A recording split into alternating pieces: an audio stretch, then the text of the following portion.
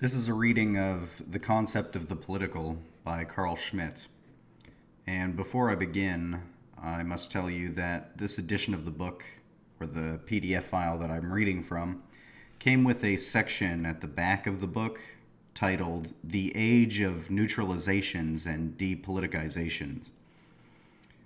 And originally I was going to have it at the end of the reading since it appears at the back of the book, but I've found out that he actually wrote this before he wrote the concept of the political. So that's what we'll be starting with.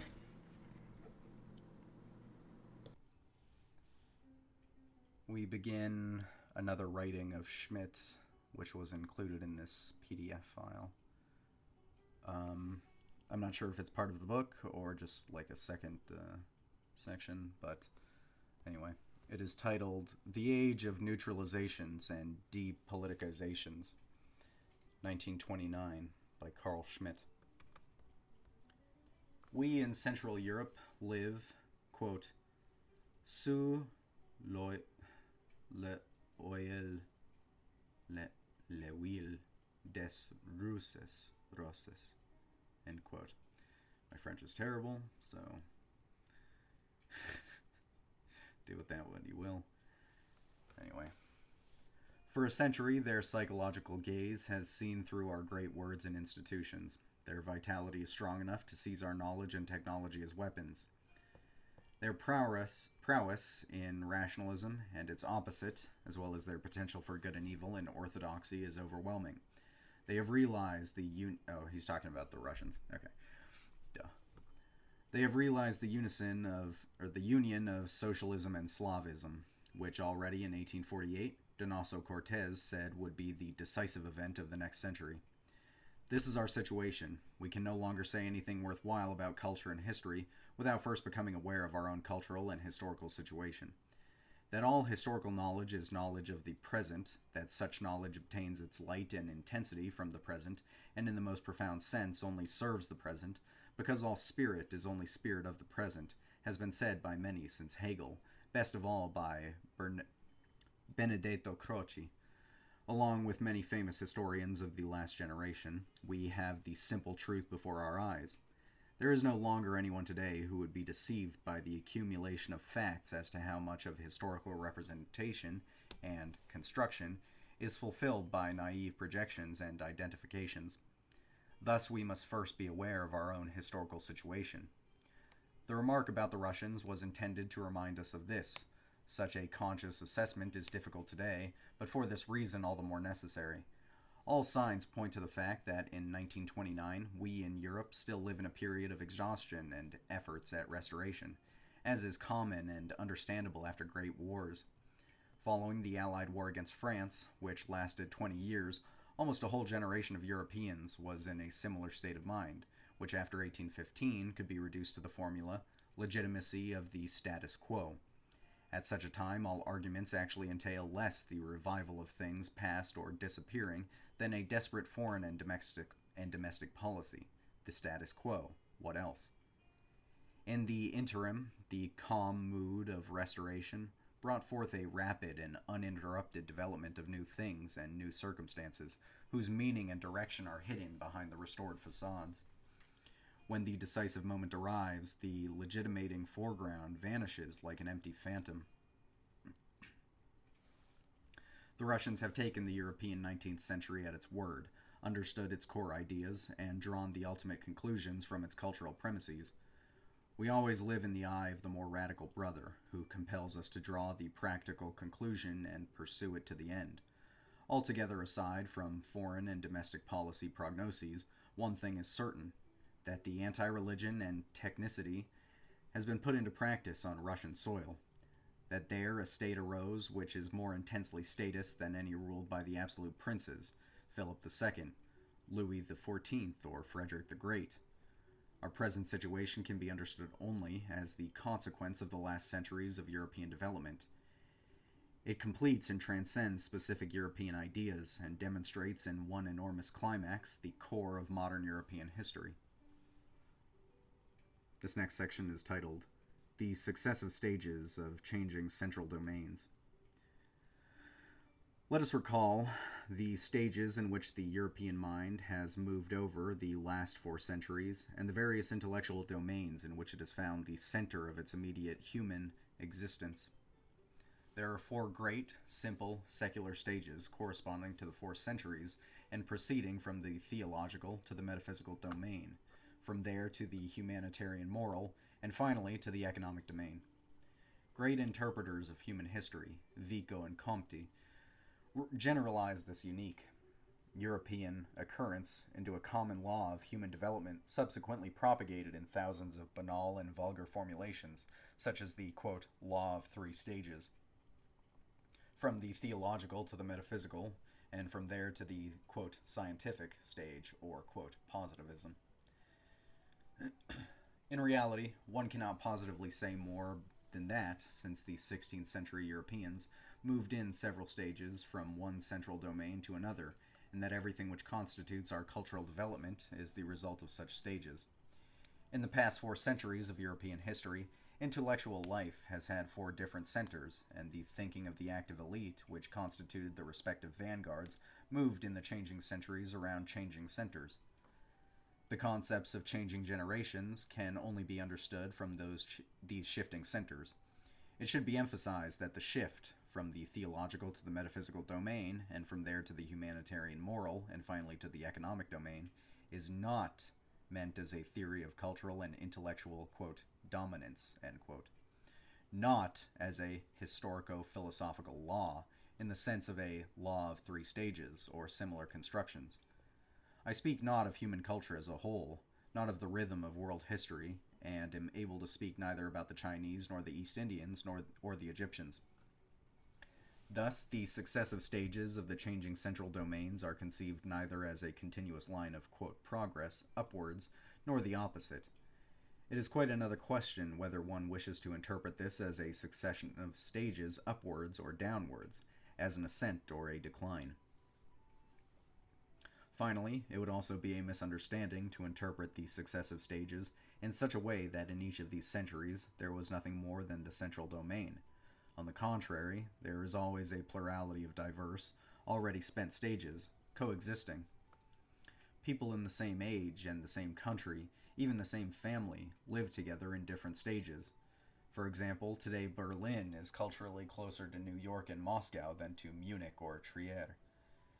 The changing central domains concern only the concrete fact that in these 4 centuries of European history, the intellectual vanguard changed, that its convictions and arguments continued to change, as did the content of its intellectual interests, the basis of its actions, the secret of its political success, and the willingness of the great masses to be impressed by certain suggestions.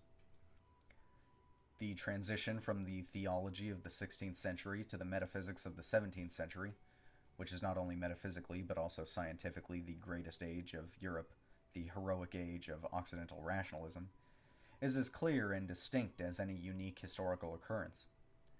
This epoch of systematic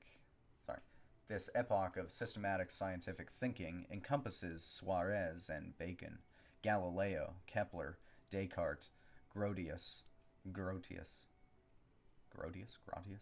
Hobbes, Spinoza, Pascal, Leibniz, and Newton. All the astonishing mathematical, astronomical, and scientific insights of this age were built into a great metaphysical or, quote, natural system.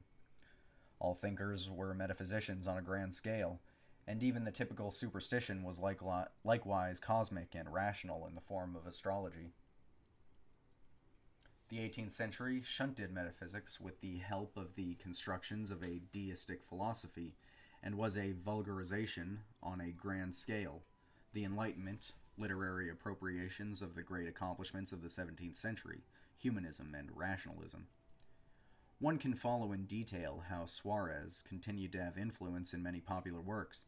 As for many basic concepts of morality and state theory, Pufendorf is only an epigon of Suarez. In the final analysis, Rousseau's social contract is, in turn, only a vulgarization of Pufendorf. But the specific pathos of the 18th century is, quote, virtue. Its mythical designation is vertu, duty. Even Rousseau's Romanticism does not yet consciously break the frame of moral categories. A typical expression of this century is Kant's conception of God.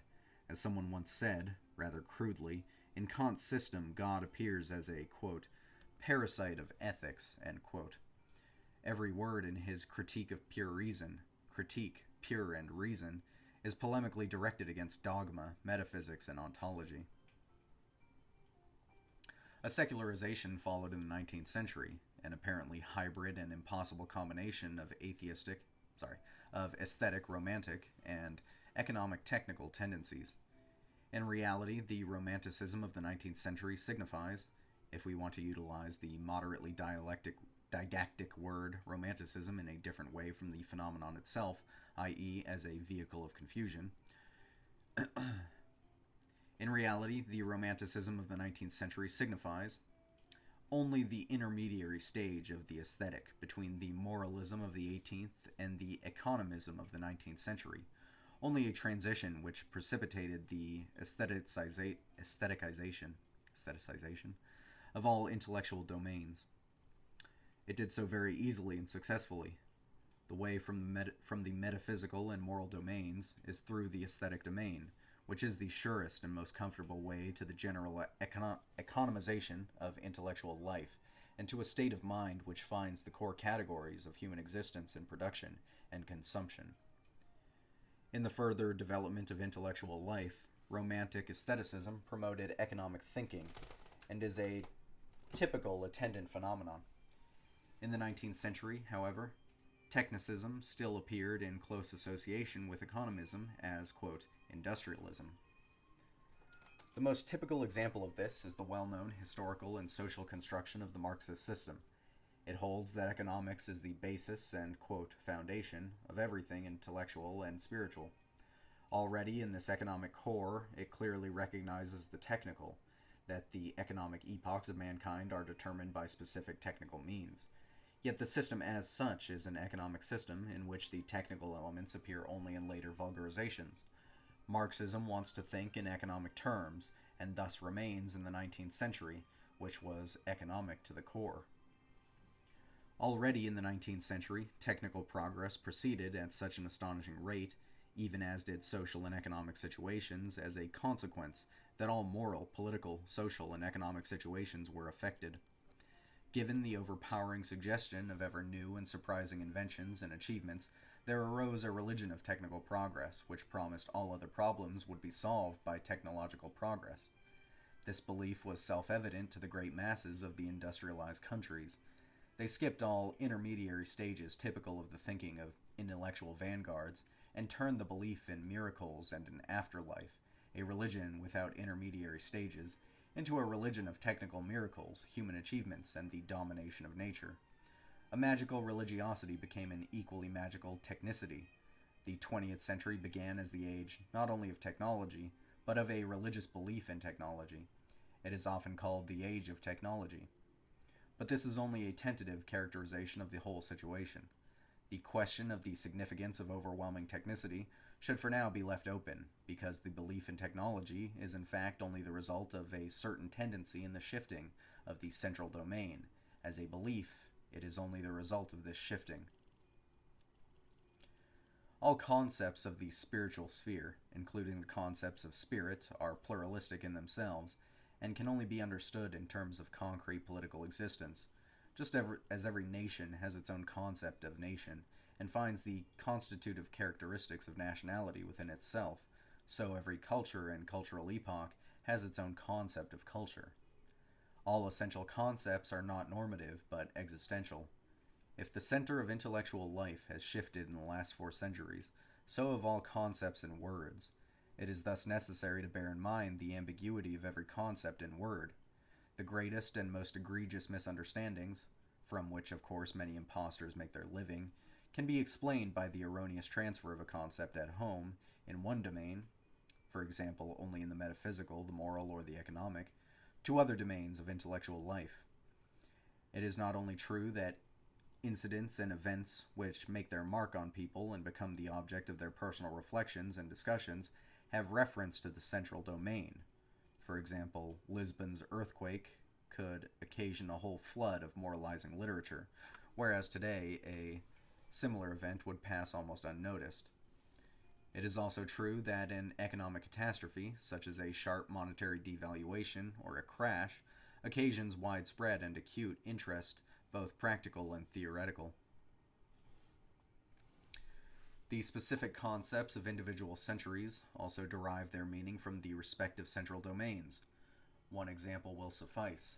The concept of progress, i.e., an improvement or completion, in modern jargon a rationalization, became dominant in the 18th century, in an age of humanitarian moral belief. Accordingly, progress meant above all progress in culture, self-determination, and education, moral perfection. In an age of economic or technical thinking, it is self-evident that progress is economic or technical progress. To the extent that anyone is still interested in humanitarian moral progress, it appears as a byproduct of economic progress.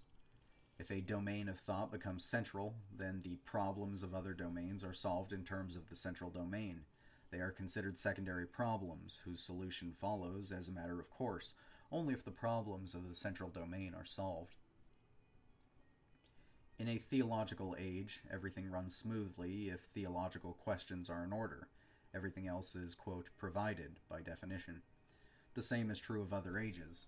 In a humanitarian moral age, it is only necessary to inculcate morals, whereby all problems become problems of education. In an economic age, one needs only solve adequately the problem of the production and distribution of goods in order to make superfluous all moral and social questions. Mere technical thinking also solves the economic problem with new technical developments. All questions, including the economic, recede before the task of technical progress. Another sociological example of the plurality of such concepts is the clerk, C-L-E-R-C, the typical representative of intellect and publicity, whose specific characteristics are determined in every century by the central domain. The theologian and preacher of the 16th century was followed by the scholarly systematizer of the 17th century, who lived in a true scholarly republic and was far removed from the masses. Then followed the authors of the Enlightenment in the still aristocratic 18th century. As regards the 19th century, one should not be dissuaded by the intermezzo of romantic genius and the many priests of private religion. The clerk of the 19th century, first and foremost Karl Marx, became an economic expert. The question is how readily economic thinking will permit the sociological type of clerk, and whether political economists and refined economic syndicates are able to constitute an intellectual elite. In any case, it appears technical thinking can no longer accommodate a clerk. More will be said below about the age of technicity, but these brief references are enough to evidence the plurality of the clerk as a type. As said above, all concepts such as God, freedom, progress, anthropological conceptions of human nature, the public domain, rationality and rationalization, and finally the concepts of nature and culture itself, derive their concrete historical content from the situation of the central domains, and can only be grasped therefrom. Above all, the state also derives its reality and power from the respective central domain, because the decisive disputes of friend-enemy groupings are also determined by it. As long as religious theological matters were the central focus, the maxim cujus regio ejus religio had a political meaning.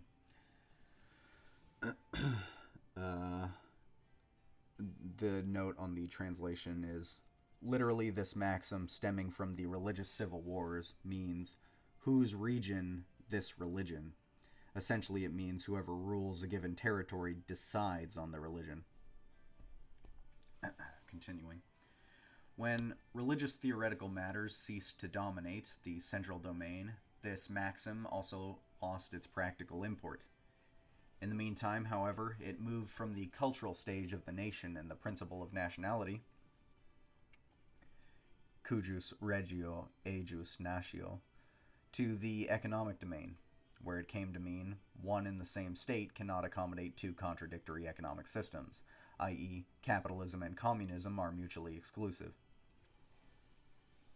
The Soviet state has realized the maxim, cujus regio ejus oeconomia, oeconomia,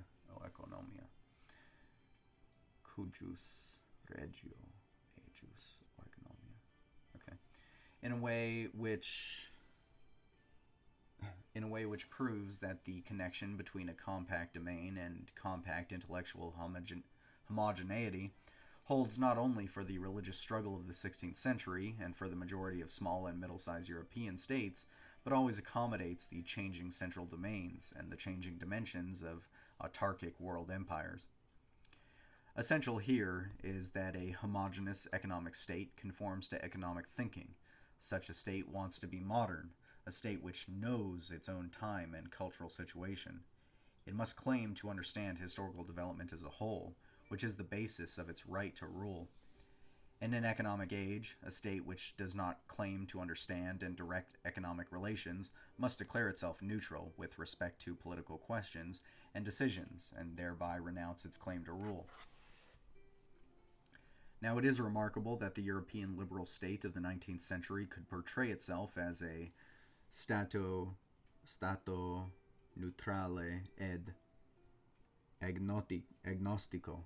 Stato neutrale ed agnostico. A neutral state of agnosticism, I suppose. Let me reread that. Now, it is remarkable that the European liberal state of the 19th century could portray itself as a neutral state of agnosticism, and could see its existential legitimation precisely in its neutrality. There are various reasons for this. It cannot be explained in one word or by a single cause. Here it is certainly interesting as a symptom of a general cultural neutrality, because the 19th century doctrine of the neutral state belongs to a general tendency of intellectual neutrality characteristic of European history in the last century. In my view, this is the historical explanation for what is called the Age of Technology, which still requires at least a few words of explanation. This next section is titled The Stages of Neutralization and Depoliticization. The succession of stages, from the theological over the metaphysical and the moral to the economic, simultaneously signifies a series of progressive neutralizations of domains whose centers have shifted. I consider the strongest and most consequential of all intellectual shifts of European history to be the one in the 17th century from the traditional Christian theology to, quote, natural science. Until now, this shift has determined the direction of all further development. All generalizing, quote, laws of human history, such as Comte's law of 3 stages, Spencer's development scheme from the military to the industrial age, and similar historico-philosophical constructions, stand in the shadow of this great process. At the core of this astounding shift lies an elemental impulse that has been decisive for centuries, i.e., the striving for a neutral domain. Following the hopeless theological disputes and struggles of the 16th century, Europeans sought a neutral domain in which there would be no conflict, and they could reach common agreement through the debates and exchanges of opinion. Thereafter, one no longer espoused the controversial concepts and arguments of Christian theology, and instead construed a, quote, natural system of theology, metaphysics, morality, and law. Dilthey describes this process of intellectual history in a justly famous exposition, in which he emphasizes, above all, the great significance of the Stoic tradition. But the essential point for me is that theology, the former central domain, was abandoned because it was controversial, in favor of another, neutral, domain. The former central domain became neutralized in that it ceased to be the central domain. On the basis of the new central domain, one hoped to find minimum agreement and common premises, allowing for the possibility of security, clarity, prudence, and peace. Europeans thus moved in the direction of neutralization and minimalization, whereby they accepted the law which, quote, kept them in line, end quote, for the following centuries and constituted their concept of truth. Concepts elaborated over many centuries of theological reflection now became uninteresting and merely private matters. In the metaphysics of 18th century deism, God himself was removed from the world and reduced to a neutral instance, vis-a-vis the struggles and antagonisms of real life. As Hamann argued against Kant, he became a concept and ceased to be an essence. In the 19th century, first the monarch and then the state became a neutral power, initiating a chapter in the history of political theology in the liberal doctrines of the pouvoir neutre and the stato neutrale, in which the process of neutralization finds its classical formula because it also has grasped what is most decisive, political power. But in the dialectic of such a development, one creates a new domain of struggle, precisely through the shifting of the central domain. In the new domain, at first considered neutral, the antitheses of men and interests unfold with a new intensity and become increasingly sharper. Europeans always have wandered from a conflictual to a neutral domain, and always the newly won neutral domain has become immediately another arena of struggle, once again necessitating the search for a new neutral domain. Scientific thinking was also unable to achieve peace. The religious wars evolved into the still cultural, yet already economically determined national wars of the 19th century, and finally into economic wars. The evidence of the widespread contemporary belief in technology is based only on the proposition that the absolute and ultimate neutral ground has been found in technology, since apparently there is nothing more neutral. Technology serves everyone, just as radio is utilized for news of all kinds, or as the Postal Service delivers packages regardless of their contents, since its technology can provide no criterion for evaluating them. Unlike theological, metaphysical, moral, and even economic questions, which are forever debatable, purely technical problems have something refreshingly factual about them. They are easy to solve, and it is easily understandable why there is a tendency to take refuge in technicity from the inextricable problems of all other domains. Here all peoples and nations, all classes and religions, all generations and races appear to be able to agree, because all make use of and take for granted the advantages of amenities of technical comforts. Thus this appears to be the ground of a general equalization, which Max Scheler advocated in a 1927 lecture. Here all struggles and confusions of religious, national, and social conflicts were leveled into a neutral domain. Technology appeared to be a domain of peace, understanding, and reconciliation. The otherwise inexplicable link between pacifist and technical belief is explained by this turn toward neutralization, which the European mind took in the 17th century, and which, as if by fate, has been pursued into the 20th century. But the neutrality of technology is something other than the neutrality of all former domains. Technology is always only an instrument and weapon, precisely because it serves all. It is not neutral. No single decision can be derived from the immanence of technology, least of all for neutrality. Every type of culture, every people and religion, every war and peace can use technology as a weapon. Given that instruments and weapons become ever more useful, the probability of their being used becomes that much greater. Technical progress need not be either metaphysical or moral, and not particularly economic to be progress. If humanitarian moral progress is still expected by many today from the perfection of technology, it is because technology is magically linked to morality on the somewhat naive assumption that the splendid array of contemporary technology will be used only as intended, i.e., sociologically, and that they themselves will control these frightful weapons and wield this monstrous power. But technology itself remains culturally blind. Consequently, no conclusions which usually can be drawn from the central domains of spiritual life can be derived from pure technology as nothing but technology, neither a concept of cultural progress, nor a type of clerk or spiritual leader, nor a specific political system. So far the hope that a politically dominant elite would develop out of the community of technical inventors has not been fulfilled. The constructions of St. Simon and other sociologists who anticipated an, quote, industrial, end quote, society are either not purely technical, but rather mixed with humanitarian, moral, and economic elements, or simply fantastic. Not even the economic direction of the contemporary economy is in the hands of technicians, And until now, nobody has been able to construe a social order led by technicians, other than as one lacking any leadership or direction. Even Georges Sorel did not remain an engineer, he became a clerk. No significant technical invention can ever calculate its objective political results. The inventions of the 15th and 16th century produced liberating, individualistic, and rebellious developments. The invention of the printing press led to freedom of the press. Today, technical inventions are the means of the domination of the masses on a large scale. Radio belongs to a broadcasting monopoly, film to the censor. The decision concerning freedom and slavery lies not in technology as such, which can be revolutionary or reactionary, concern freedom or oppression, centralization or decentralization. Neither a political question nor a political answer can be derived from purely technical principles and perspectives. The previous German generation was under the spell of a cultural decline.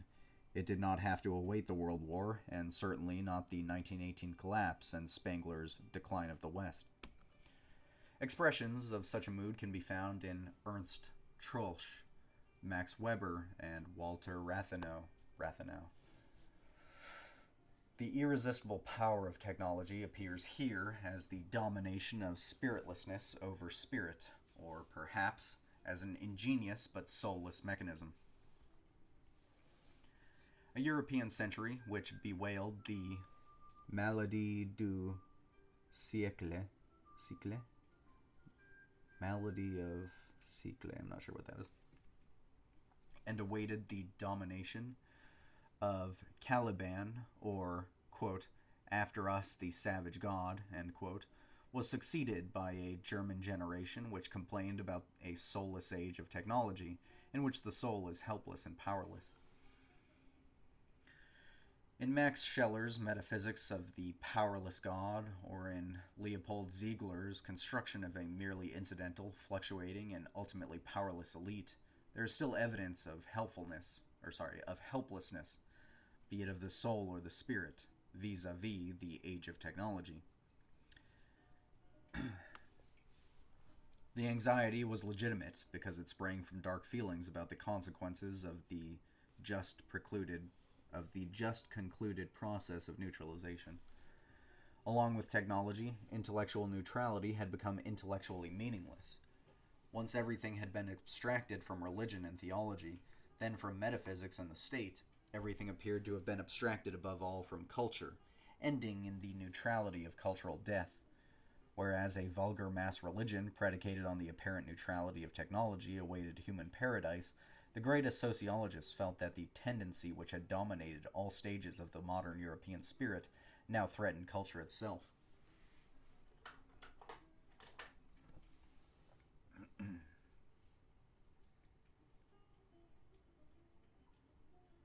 To this was added the anxiety of the new classes and masses, which had arisen from the tabula rasa created by restless technicization.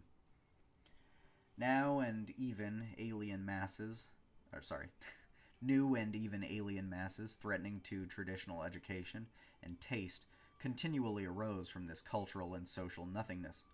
But the anxiety was ultimately nothing more than the doubt about the ability to control and utilize the marvelous instruments of the new technology. A result of human understanding and specialized knowledge, such as a discipline and, in particular, modern technology, also cannot simply be presented as dead and soulless, any more than can the religion of technicity be confused with technology itself. The spirit of technicity, which has led to the mass belief in an anti-religious activism, is still spirit, perhaps an evil and demonic spirit, but not one which can be dismissed as mechanistic and attributed to technology. It is perhaps something gruesome, but not itself technical and mechanical.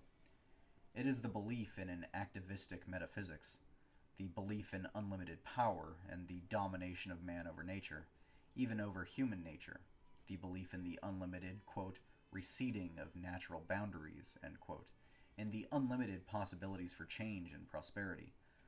Such a belief can be called fantastic and satanic, but not simply dead, spiritless, or mechanized soullessness.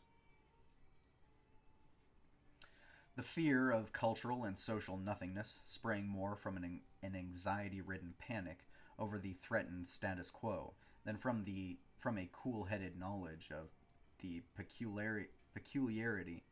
Let me repeat this paragraph. The fear of cultural and social nothingness sprang more from an anxiety-ridden panic over the threatened status quo than from a cool-headed knowledge of the peculiarity of intellectual processes and their dynamics. All new and great impulses, every revolution and reformation, every new elite originates from asceticism and voluntary or involuntary poverty. Poverty meaning, above all, the renunciation of the security of the status quo. Original Christianity and all serious reforms within Christianity, the Benedictine, Cluniac,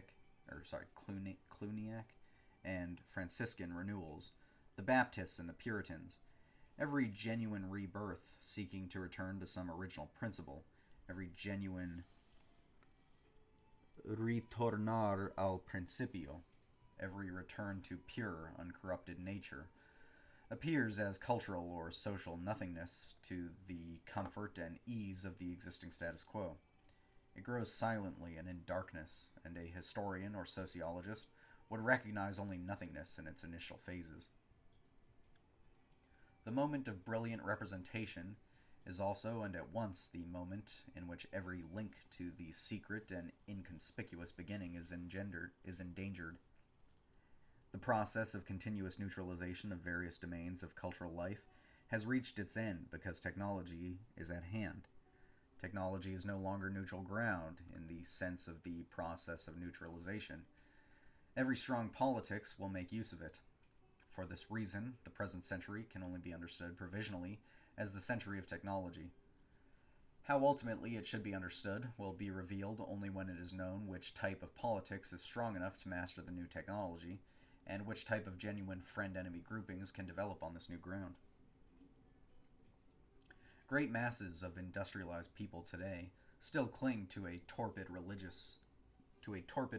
of technicity, because they, like all masses, seek radical results and believe subconsciously that the absolute depoliticalization sought after for centuries can be found here, and that universal peace begins here. Yet technology can do nothing more than intensify peace or war. It is equally available to both. In this respect, nothing changes by speaking in the name of and employing the magic formula of peace. Today we see through the fog of names and words with which the psychotechnical machinery of mass suggestion works. Today we even recognize the secret law of this vocabulary and know that the most terrible war is pursued only in the name of peace, the most terrible oppression only in the name of freedom, the most terrible inhumanity only in the name of humanity. Finally, we also see through the mood of that generation which saw only spiritual death, or a soulless mechanism, in the age of technicity. We recognize the pluralism of spiritual life and know that the central domain of spiritual existence cannot be a neutral domain, and that it is wrong to solve a political problem with the antithesis of organic and mechanistic life and death. A life which has only death as its antithesis is no longer life, but powerlessness and helplessness. Whoever knows no other enemy than death, and recognizes in his enemy nothing more than an empty mechanism, is nearer to death than life. The comfortable antithesis of the organic and the mechanistic is itself something crudely mechanistic. A grouping which sees on the one side only spirit and life, and on the other only death and mechanism, signifies nothing more than a renunciation of the struggle, and amounts to nothing more than a romantic lament. For life struggles not with death, spirit not with spiritlessness. Spirit struggles with spirit, life with life, and out of the power of an integral understanding of this arises the order of human things. Ab integro nascitur ordo. The note on that translation says, Schmitt abbreviates the fifth line of Virgil's Eclogue 4, which reads, Magnus ab integro seclorum nascitur ordo, often rendered, quote, a new world order is born, or A great order of the ages is born anew, end quote.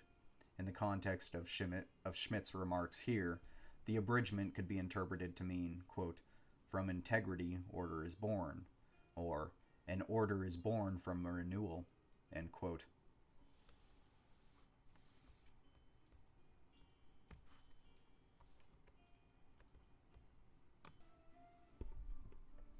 The Concept of the Political by Carl Schmitt. In memory of my friend August Schacht of Munich, who fell on August 28, 1917, in the assault on Montkelul. Yeah. Chapter 1. The concept of the state presupposes the concept of the political. According to modern linguistic usage, the state is the political status of an organized people in an enclosed territorial unit. This is nothing more than a general paraphrase, not a definition of the state. Since we are concerned here with the nature of the political, such a definition is unwarranted. It may be left open what the state is in its essence: a machine or an organism, a person or an institution, a society or a community, an enterprise or a beehive, or perhaps even a basic procedural order. These definitions and images anticipate too much meaning, interpretation, illustration, and construction, and therefore cannot constitute any appropriate point of departure for a simple and elementary statement. In its literal sense, and in its historical appearance, the state is a specific entity of a people, vis-a-vis the many conceivable kinds of entities. It is, in the decisive case, the ultimate authority. More need not be said at this moment. All characteristics of this image of entity and people receive their meaning from the further distinctive trait of the political, and become incomprehensible when the nature of the political is misunderstood. One seldom finds a clear definition of the political. The word is most frequently used negatively, in contrast to various other ideas, for example in such antitheses as politics and economy, politics and morality, politics and law, and within law there is again politics and civil law, and so forth. By means of such negative, often also polemical confrontations, it is usually possible, depending upon the context and concrete situation, to characterize something with clarity. But this is still not a specific definition. In one way or another, political is generally juxtaposed to state, or at least is brought into relation with it.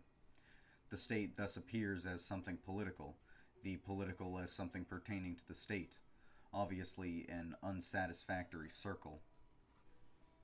Many such descriptions of the political appear in professional juridic literature. Insofar as these are not politically polemical,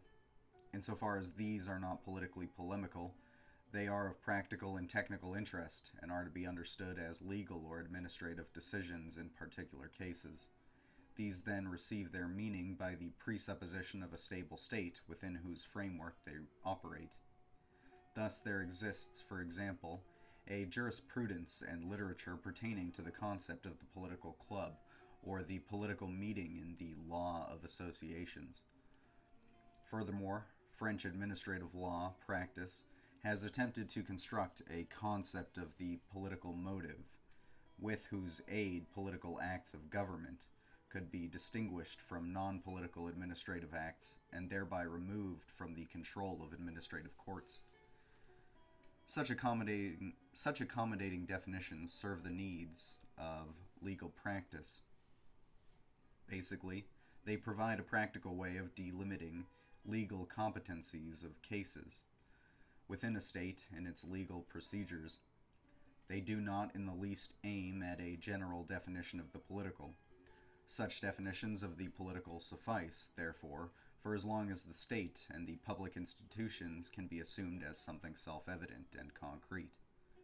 Also, the general definitions of the political, which contain nothing more than additional references to the state, are understandable and to that extent also intellectually justifiable, for as long as the state is truly a clear and unequivocal eminent entity confronting non-political groups and affairs.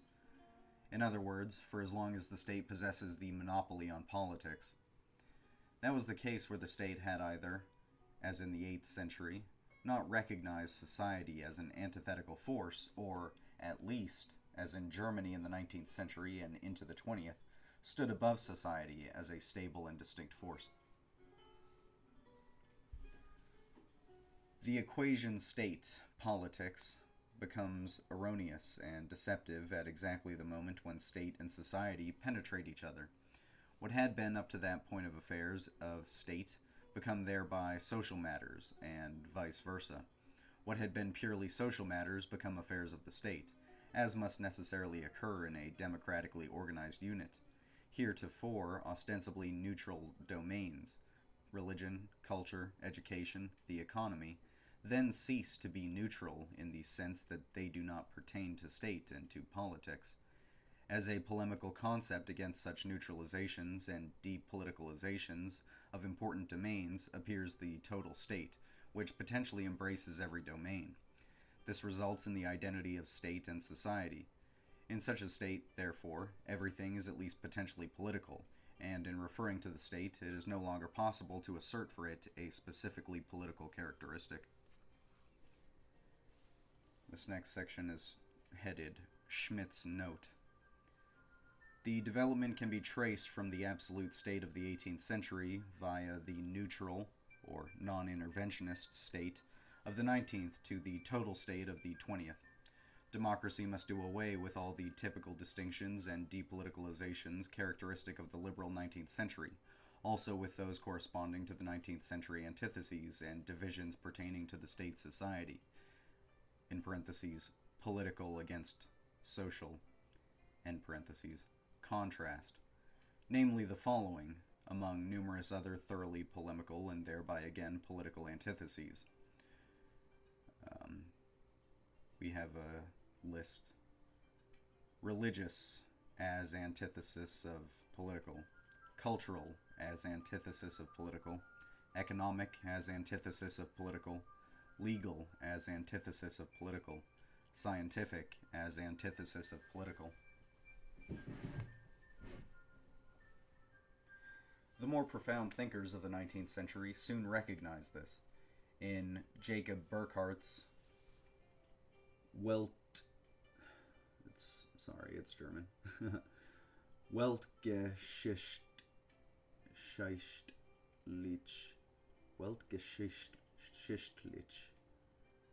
Betrachtungen of the period around 1870. The following sentences are found on democracy, i.e., a doctrine nourished by 1,000 springs, and varying greatly with the social... The more profound thinkers of the 19th century soon recognized this. In Jacob Burckhardt's, that book, of the period around 1870, the following sentences are found on, quote, democracy, for example, a doctrine nourished by 1,000 springs, and varying greatly with the social status of its adherents. Only in one respect was it consistent, namely in the insatiability of its demand for state control of the individual. Thus it blurs the boundaries between state and society, and looks to the state for things that society will most likely refuse to do, while maintaining a permanent condition of argument and change, and ultimately vindicating the right to work and subsistence for certain castes. End quote. Burckhardt also correctly noted the inner contradiction of democracy and the liberal constitutional state. Quote, the state is thus, on the one hand, the realization and expression of the cultural ideas of every party, on the other, merely the visible vestures of civic life, and powerful on an ad hoc basis only. It should be able to do everything, yet allowed to do nothing. In particular, it must not defend its existing form in any crisis, and after all, what men want more than anything else is to participate in the exercise of its power. The state's form thus becomes increasingly questionable, and its radius of power ever broader. End quote. German political science originally maintained, under the impact of Hegel's philosophy of the state, that the state is qualitatively distinct from society and higher than it. A state standing above society could be called universal, but not total, as that term is understood nowadays, namely, as the polemical negation of the neutral state, whose economy and law were in themselves non-political. Nevertheless, after 1848, the qualitative distinction between state and society, to which Lorenz von Stein and Rudolf Gneist still subscribed, lost its previous clarity. Notwithstanding certain limitations, reservations, and compromises, the development of German political science, whose fundamental lines are shown in my treatise on Preuss, follows the historical development toward the democratic identity of state and society. An interesting national liberal intermediary stage is recognizable in the works of Albert Haenel. Quote, "To generalize the concept of state, altogether with the concept of human society," end quote, is, according to him, a downright mistake. He sees in the state an entity joining other organizations of society, but of a, quote, "special kind which rises above these and is all-embracing," end quote. Although its general purpose is universal, though only in the special task of delimiting and organizing socially effective forces, i.e., in the specific function of the law, Haenel considers wrong the belief that the state has, at least potentially, the power of making all the social goals of humanity its goals too. Even though the state is for him universal, it is by no means total. The decisive step is found in Gierke's theory of association, in parentheses, the first volume of his Das Deutsche Genossenschaftsrecht, appeared in 1868, end parentheses, because it conceives of the state as one association equal to other associations. Of course, in addition to the associational elements, sovereign ones too belonged to the state, and were sometimes stressed more and sometimes less. But since it pertained to a theory of association, and not to a theory of sovereignty of the state, the democratic consequences were undeniable. In Germany, they were drawn by Hugo Preuss and K. Walzendorf, whereas in England it led to pluralist theories. While awaiting further enlightenment, it seems to me that Rudolf Schmitt's theory of the integration of the state corresponds to a political situation in which society is no longer integrated into an existing state, as the German people in the monarchical state of the 19th century, but should itself integrate into the state. That this situation necessitates the total state is expressed most clearly in Schmitt's remark about a sentence from H. Trescher's 1918 dissertation on Montesquieu and Hegel. There it is said of Hegel's doctrine of the division of powers that it signifies, quote, "the most vigorous penetration of all societal spheres by the state, for the general purpose of winning for the entirety of the state all vital energies of the people," end quote. To which Schmitt adds that this is, quote, "precisely the integration theory," end quote, of his book. In actuality, it is the total state which no longer knows anything absolutely non-political, the state which must do away with the depoliticalizations of the 19th century, and which in particular puts an end to the principle that the apolitical economy is independent of the state, and that the state is apart from the economy.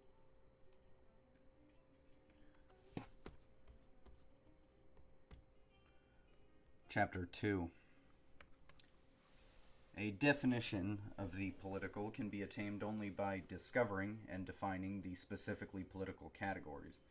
In contrast to the various relatively independent endeavors of human thought and action, particularly the moral, aesthetic, and economic, the political has its own criteria, which express themselves in characteristic ways. The political must therefore rest on its own ultimate distinctions, in which all action with a specifically political meaning can be traced. Let us assume that in the realm of morality, the final distinctions are between good and evil. In aesthetics, excuse me, let me repeat that. Let us assume that in the realm of morality, the final distinctions are between good and evil. In aesthetics, beautiful and ugly. In economics, profitable and unprofitable. The question then is whether there is also a special distinction which can serve as a simple criterion of the political and of what it consists. The nature of such a political distinction is surely different from that of those others. It is independent of them, and as such can speak clearly for itself. The specific political distinction to which political actions and motives can be reduced is that between friend and enemy. This provides a definition in the sense of a criterion, and not as an exhaustive definition or one indicative of substantial content.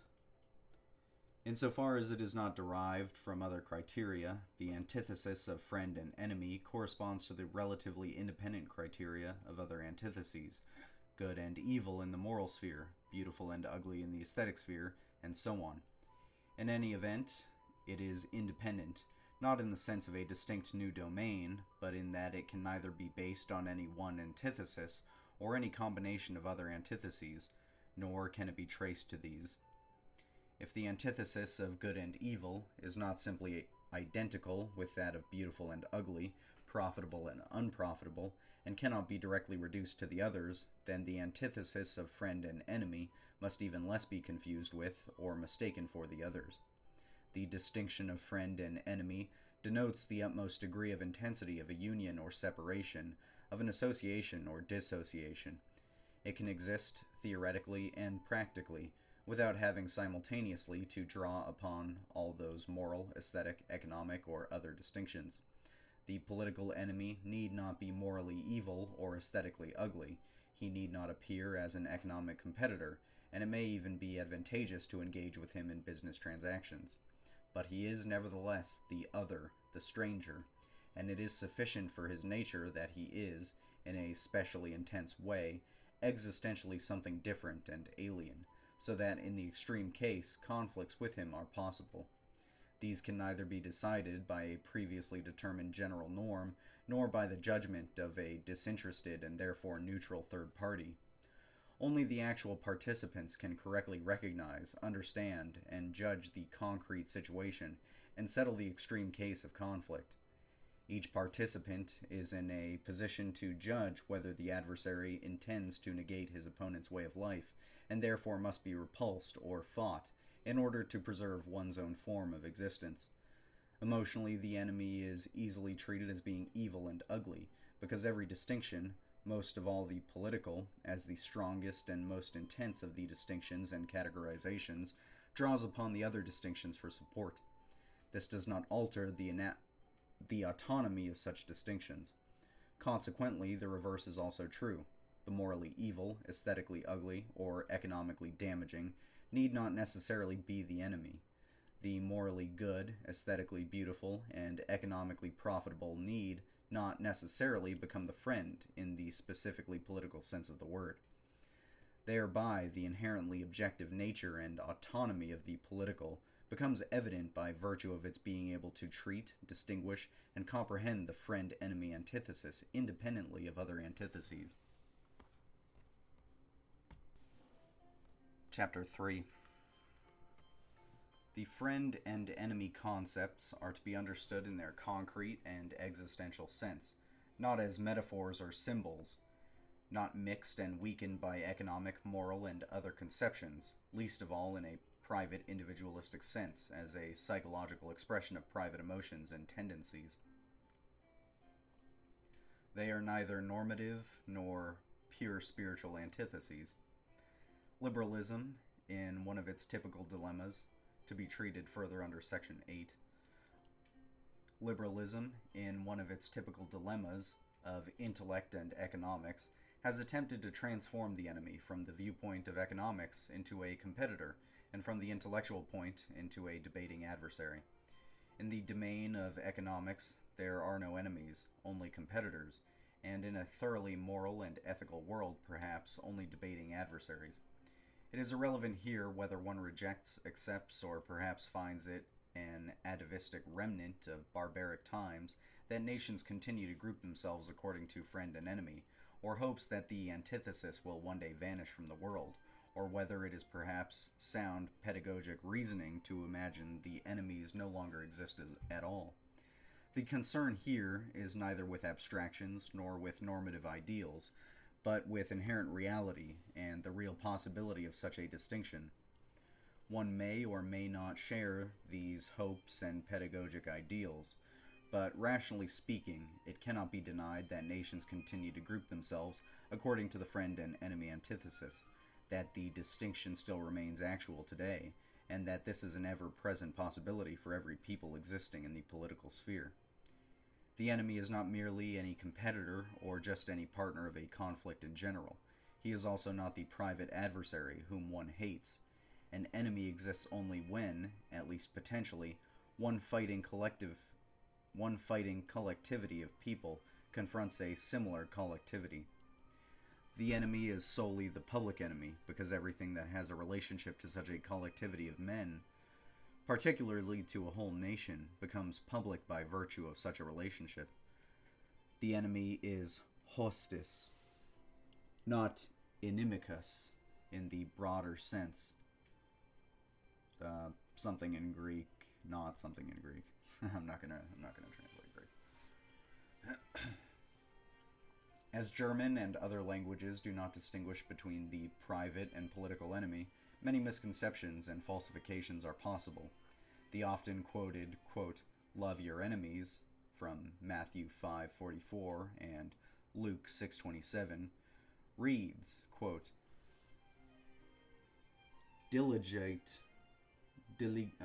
it's Latin, "diligite inimicos vestros," and not "diligite hostis vestros." No mention is made of the political enemy. Never in the 1,000-year struggle between Christians and Muslims did it occur to a Christian to surrender rather than defend Europe out of love toward the Saracens or Turks. The enemy in the political sense need not be hated personally, and in the private sphere only does it make sense to love one's enemy, i.e. one's adversary. The Bible quotation touches the political antithesis even less than it intends to dissolve, for example, the antithesis of good and evil, or beautiful and ugly. It certainly does not mean that one should love and support the enemies of one's own people. The political is the most intense and extreme antagonism, and every concrete antagonism becomes that much more political the closer it approaches to the most extreme point, that of the friend-enemy grouping. In its entirety, the state, as an organized political entity, decides for itself the friend-enemy distinction. Furthermore, next to the primary political decisions and under the protection of the decision taken, numerous secondary concepts of the political emanate. As to the equation of politics and state discussed under Section 1, it has the effect, for example, of contrasting a political attitude of a state with party politics, so that one can speak of a state's domestic, religious, educational, communal, social policy, and so on. Notwithstanding, the state encompasses and relativizes all these antitheses. However, an antithesis and antagonism remain here within the state's domain, which have relevance for the concept of the political. Finally, even more banal forms of politics appear, forms which assume parasite and caricature-like configurations. What remains here from the original friend-enemy grouping is only some sort of antagonistic moment, which manifests itself in all sorts of tactics and practices, competitions and intrigues, and the most peculiar dealings and manipulations are called politics. But the fact that the substance of the political is contained in the context of a concrete antagonism is still expressed in everyday language, even where the awareness of the extreme case has been entirely lost. This becomes evident in daily speech and can be exemplified by two obvious phenomena.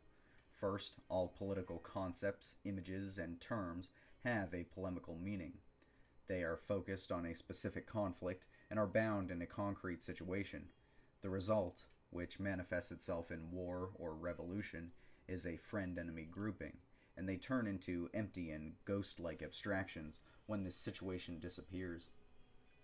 Words such as state, republic, society, class, as well as sovereignty, constitutional state, absolutism, dictatorship, economic planning, neutral or total state, and so on, are incomprehensible if one does not know exactly who is to be affected, combated, refuted, or negated by such a term. Above all, the polemical character determines the use of the word political regardless of whether the adversary is designated as non-political in the sense of harmless, or vice versa if one wants to disqualify or denounce him as political in order to portray oneself as non-political in the sense of purely scientific, purely moral, purely juristic, purely aesthetic, purely economic, or on the basis of similar purities and thereby superior. Secondly, in usual domestic polemics, the word political is today often used interchangeably with party politics.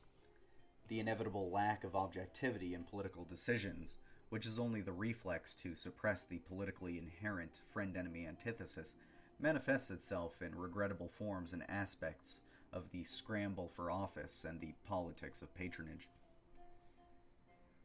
The demand for depoliticalization, which arises in this context, means only the rejection of party politics, etc. The equation, politics equals party politics, is possible whenever antagonisms among domestic political parties succeed in weakening the all-embracing political unit, the state. The intensification of internal antagonisms has the effect of weakening the common identity vis-a-vis another state. If domestic conflicts among political parties have become the sole political difference, the most extreme degree of internal political tension is thereby reached, i.e., the domestic, not the foreign friend and enemy groupings are decisive for armed conflict. The ever-present possibility of conflict must always be kept in mind if one wants to speak of politics in the context of the primacy of internal politics. Then this conflict no longer refers to war between organized nations, but to civil war. For to the enemy concept belongs the ever-present possibility of combat. For to the enemy concept, there should be a hyphen there, belongs the ever-present possibility of combat. All peripherals must be left aside from this term, including military details and the development of weapons technology. War is armed combat between organized political entities. Civil war is armed combat within an organized unit. A self-laceration endangers the survival of the latter. The essence of a weapon is that it is a means of physically killing human beings, just as the term enemy, the word combat, too, is to be understood in its original existential sense. It does not mean competition, nor does it mean pure intellectual controversy, nor symbolic wrestlings in which, after all, every human being is somehow always involved, for it is a fact that the entire life of a human being is a struggle, and every human being symbolically a combatant. The friend, enemy, and combat concepts receive their real meaning precisely because they refer to the real possibility of physical killing. War follows from enmity. War is the existential negation of the enemy. It is the most extreme consequence of enmity. It does not have to be common, normal, something ideal or desirable, but it must nevertheless remain a real possibility for as long as the concept of the enemy remains valid.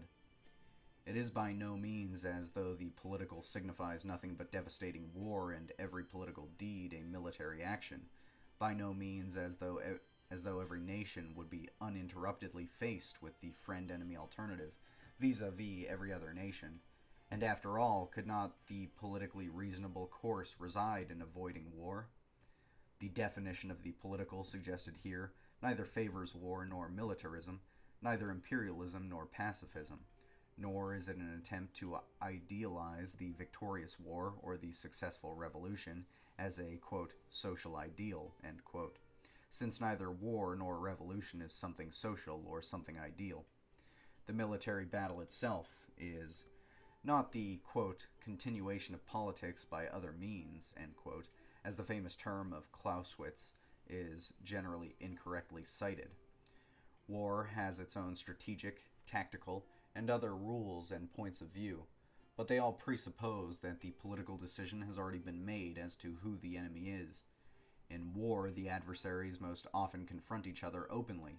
Normally, they are identifiable by a uniform, and the distinction of friend and enemy is therefore no longer a political problem which the fighting soldier has to solve. A British diplomat correctly stated in this context that the politician is better schooled for the battle than the soldier, because the politician fights his whole life, whereas the soldier does so in exceptional circumstances only. War is neither the aim nor the purpose, nor even the very content of politics, but as an ever-present possibility, it is the leading presupposition which determines in a characteristic way human action and thinking, and thereby creates a specifically political behavior. The criterion of the friend and enemy distinction in no way implies that one particular nation must forever be the friend or enemy of another specific nation, or that a state of neutrality is not possible or could not be politically reasonable. As with every political concept, the neutrality concept too is subject to the ultimate presupposition of a real possibility of a friend and enemy grouping. Should only neutrality prevail in the world, then not only war but also neutrality would come to an end. The politics of avoiding war terminates, as does all politics, whenever the possibility of fighting disappears. What always matters is the possibility of the extreme case taking place, the real war, and the decision whether this situation has or has not arrived. That the extreme case appears to be an exception does not negate its decisive character, but confirms it all the more. To the extent that wars today have decreased in number and frequency, they have proportionally increased in ferocity. War is still today the most extreme possibility. One can say that the exceptional case has an especially decisive meaning, which exposes the core of the matter. For only in real combat is revealed the most extreme consequence of the political grouping of friend and enemy. From this most extreme possibility, human life derives its specifically political tension. A world in which the possibility of war is utterly eliminated, a completely pacified globe, would be a world without the distinction of friend and enemy, and hence a world without politics. It is conceivable that such a world might contain many very interesting antitheses and contrasts, competitions and intrigues of every kind, but there would not be a meaningful antithesis whereby men could be required to sacrifice life, authorized to shed blood, and kill other human beings. For the definition of the political, it is here even irrelevant whether such a world without politics is desirable as an ideal situation. The phenomenon of the political can be understood only in the context of the ever-present possibility of the friend and enemy grouping, regardless of the aspects which this possibility implies for morality, aesthetics, and economics. War, as the most extreme political means, discloses the possibility which underlies every political idea, namely, the distinction of friend and enemy. This makes sense only as long as this distinction in mankind is actually present, or at least potentially possible. On the other hand, it would be senseless to wage war for purely religious, purely moral, purely just, purely juristic, or purely economic motives. The friend and enemy grouping, and therefore also war, cannot be derived from the specific antitheses of human endeavor. A war need not be neither something religious, nor something morally good, nor something lucrative. War today is in all likelihood none of these. This obvious point is mostly confused by the fact that religious, moral, and other antitheses can intensify to political ones, and can bring about the decisive friend or enemy constellation. If, in fact, this occurs, then the relevant antithesis is no longer purely religious, moral, or economic, but political. The sole remaining question, then, is always whether such a friend and enemy grouping is really at hand, regardless of which human motives are sufficiently strong to have brought it about. Nothing can escape this logical conclusion of the political. If pacifist hostility toward war were so strong as to drive pacifists into a war against non pacifists, in a war against war, that would prove that pacifism truly possesses political energy, because it is sufficiently strong to group men according to friend and enemy. If, in fact, the will to abolish war is so strong that it no longer shuns war, then it has become a political motive, i.e., it affirms, even if only as an extreme possibility, war and even the reason for war. Presently, this appears to be a peculiar way of justifying wars. The war is then considered to constitute the absolute last war of humanity. Such a war is necessarily unusually intense and inhuman because, by transcending the limits of the political framework, it simultaneously degrades the enemy into moral and other categories and is forced to make of him a monster that must not only be defeated but also utterly destroyed. In other words, he is an enemy who no longer must be compelled to retreat into his borders only. The feasibility of such war is particularly illustrative of the fact that war, as a real possibility, is still present today, and this fact is crucial for the friend and enemy antithesis and for the recognition of politics. Chapter 4. Every religious, moral, economic, ethical, or other antithesis transforms into a political one if it is sufficiently strong to group human beings effectively according to friend and enemy. The political does not reside in the battle itself, which possesses its own technical, psychological, and military laws, but in the mode of behavior which is determined by this possibility.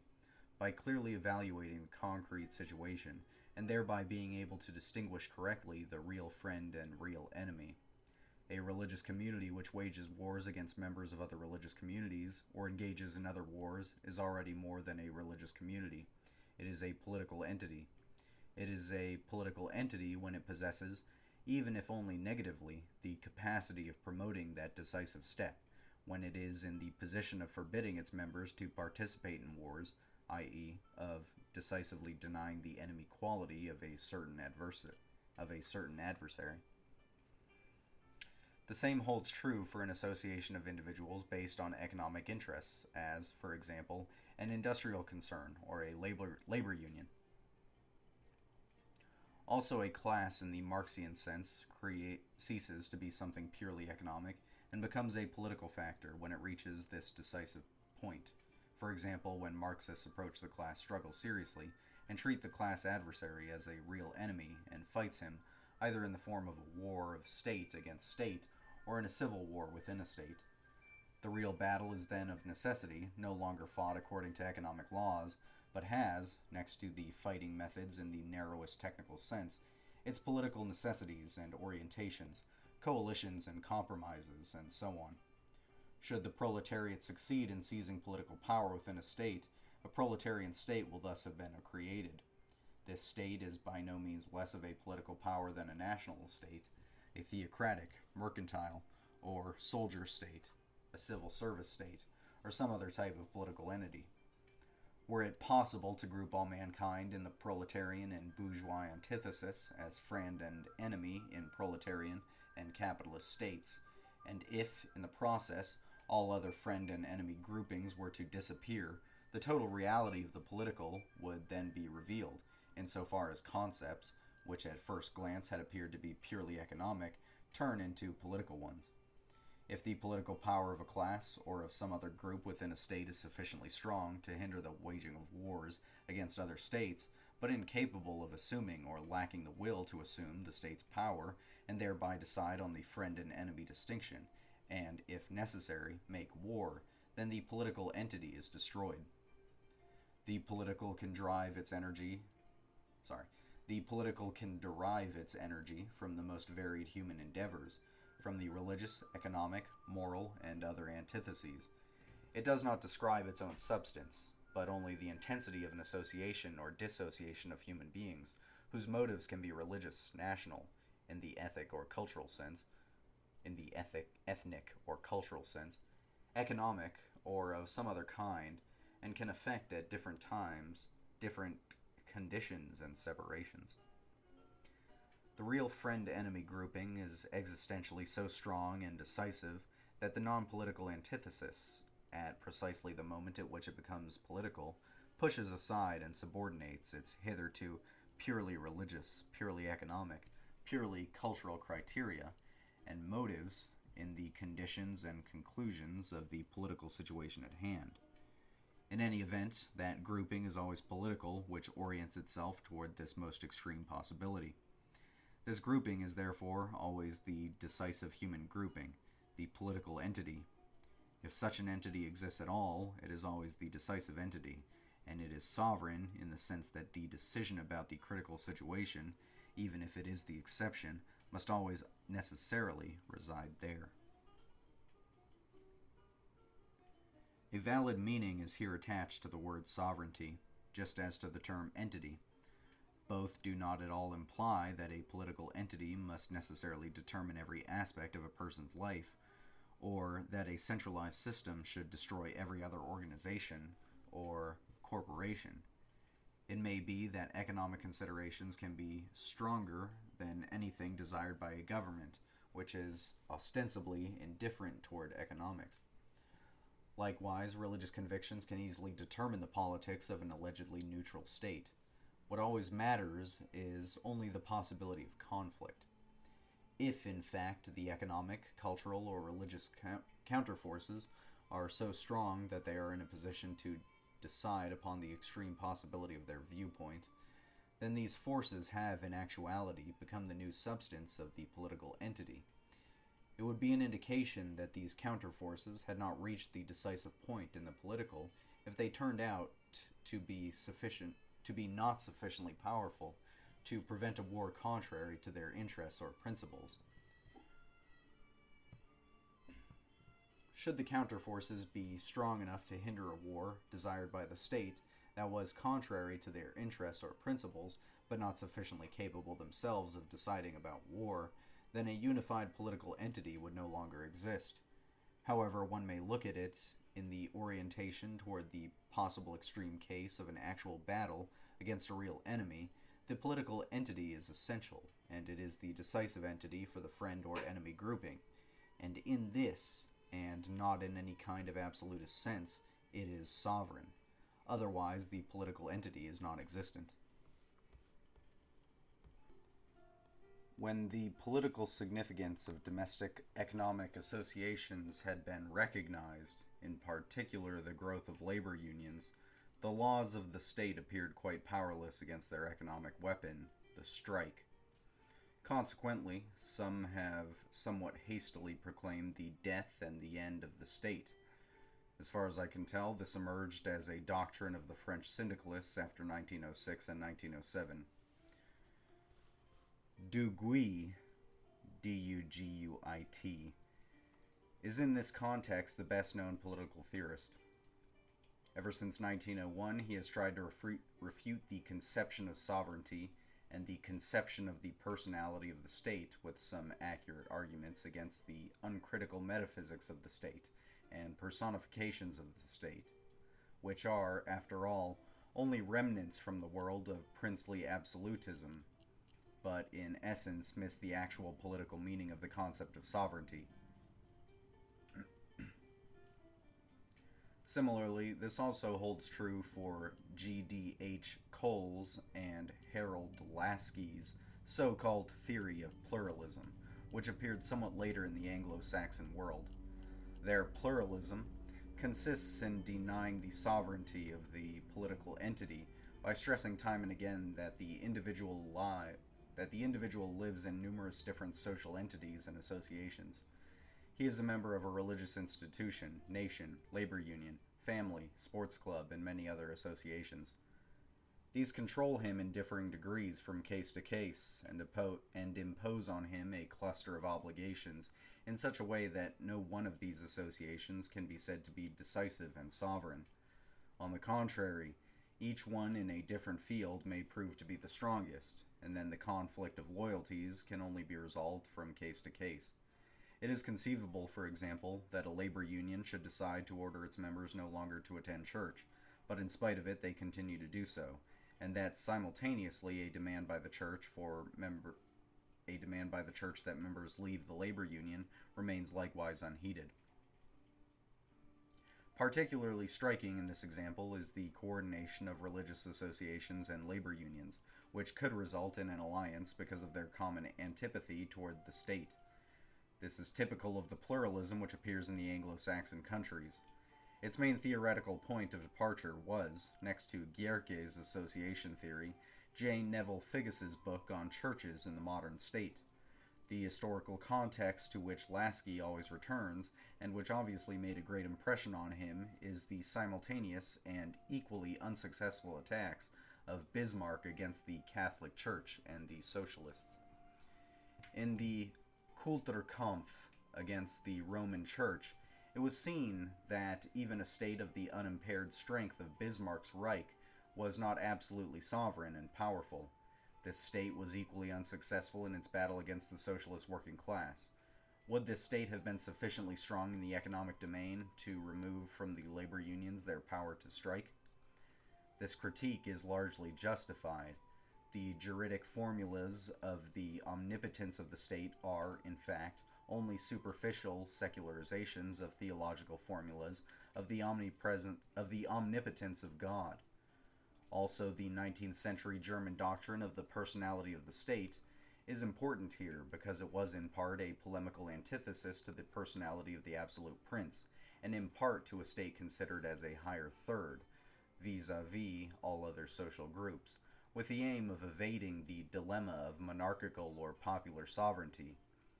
But the question remains unanswered: which social entity, if I am permitted to use here the imprecise liberal concept of social, decides the extreme case and determines the decisive friend and enemy grouping?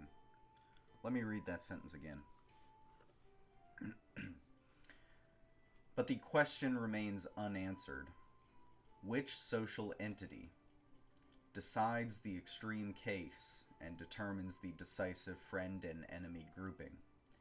Neither a church nor a labor union, nor an alliance of both, could have forbidden or prevented a war which the German Reich might have wanted to wage under Bismarck. He could not declare war against the Pope, but only because the Pope no longer possessed the jus belli. And also the socialist labor unions did not want to appear in the role of a parti belligerante.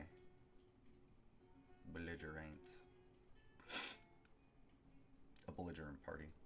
In any event, no organized opposition then imaginable could have possibly deprived the German government of making the relevant decision in the extreme case. Such an opposition would have risked being treated as an enemy and would thus have been affected by all the consequences of this concept. Furthermore, neither the church nor a labor union was prepared to engage in a civil war. These considerations are sufficient to establish a reasonable concept of sovereignty and entity. The political entity is by its very nature the decisive entity, regardless of the sources from which it derives its last psychic motives. It exists or does not exist. If it exists, it is the supreme, that is, in the decisive case, the authoritative entity. That the state is an entity, and in fact the decisive entity, rests upon its political character. A pluralist theory is either the theory of state which arrives at the unity of state by a federalism of social associations, or a theory of the dissolution or rebuttal of the state. If, in fact, it challenges the entity and places the political association on an equal level with the others, for example, religious or economic associations, it must, above all, answer the question as to the specific content of the political. Although in his numerous books Lasky speaks of state, politics, sovereignty, and government, one does not find in these a specific definition of the political. The state simply transforms itself into an association, which competes with other associations. It becomes a society among some other societies, which exist within or outside the state. That is the pluralism of this theory of state. Its entire ingenuity is directed against earlier exaggerations of the state, against its majesty and its personality, against its claim to possess the monopoly of the highest unity, while it remains unclear what, according to this pluralist theory of state, the political entity should be. At times it appears in its old liberal form, as a mere servant of the essentially economically determined society. At times pluralistically as a distinct type of society, that is, as one association among other associations. At times as the product of a federalism of social associations, or an umbrella association of a conglomeration of associations. Above all, it has to be explained why human beings should have to form a governmental association in addition to the religious, cultural, economic, and other associations, and what would be its specific political meaning. No clear chain of thought is discernible here. What appears finally is an all-embracing, monistically global, and by no means pluralist concept, namely Cole's, quote, society, and Lasky's, quote, humanity.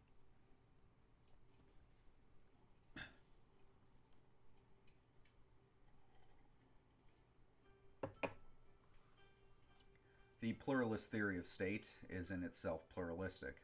That is, it has no center, but draws its thoughts from rather different intellectual circles: religion, economics, liberalism, socialism, etc.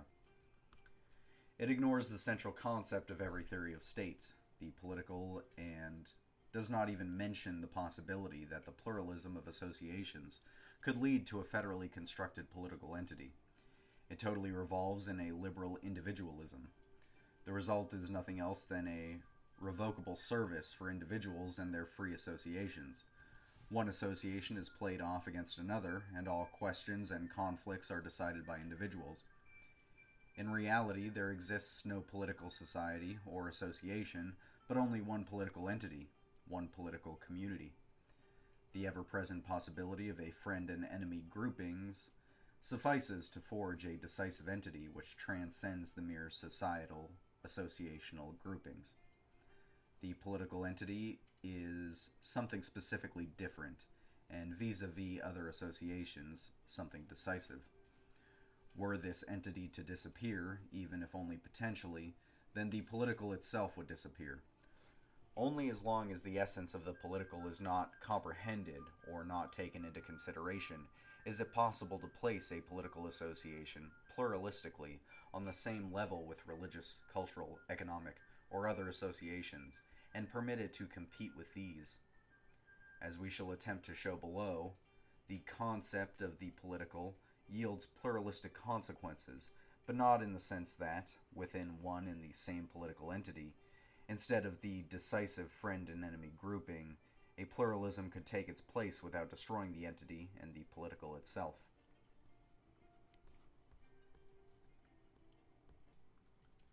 Chapter 5.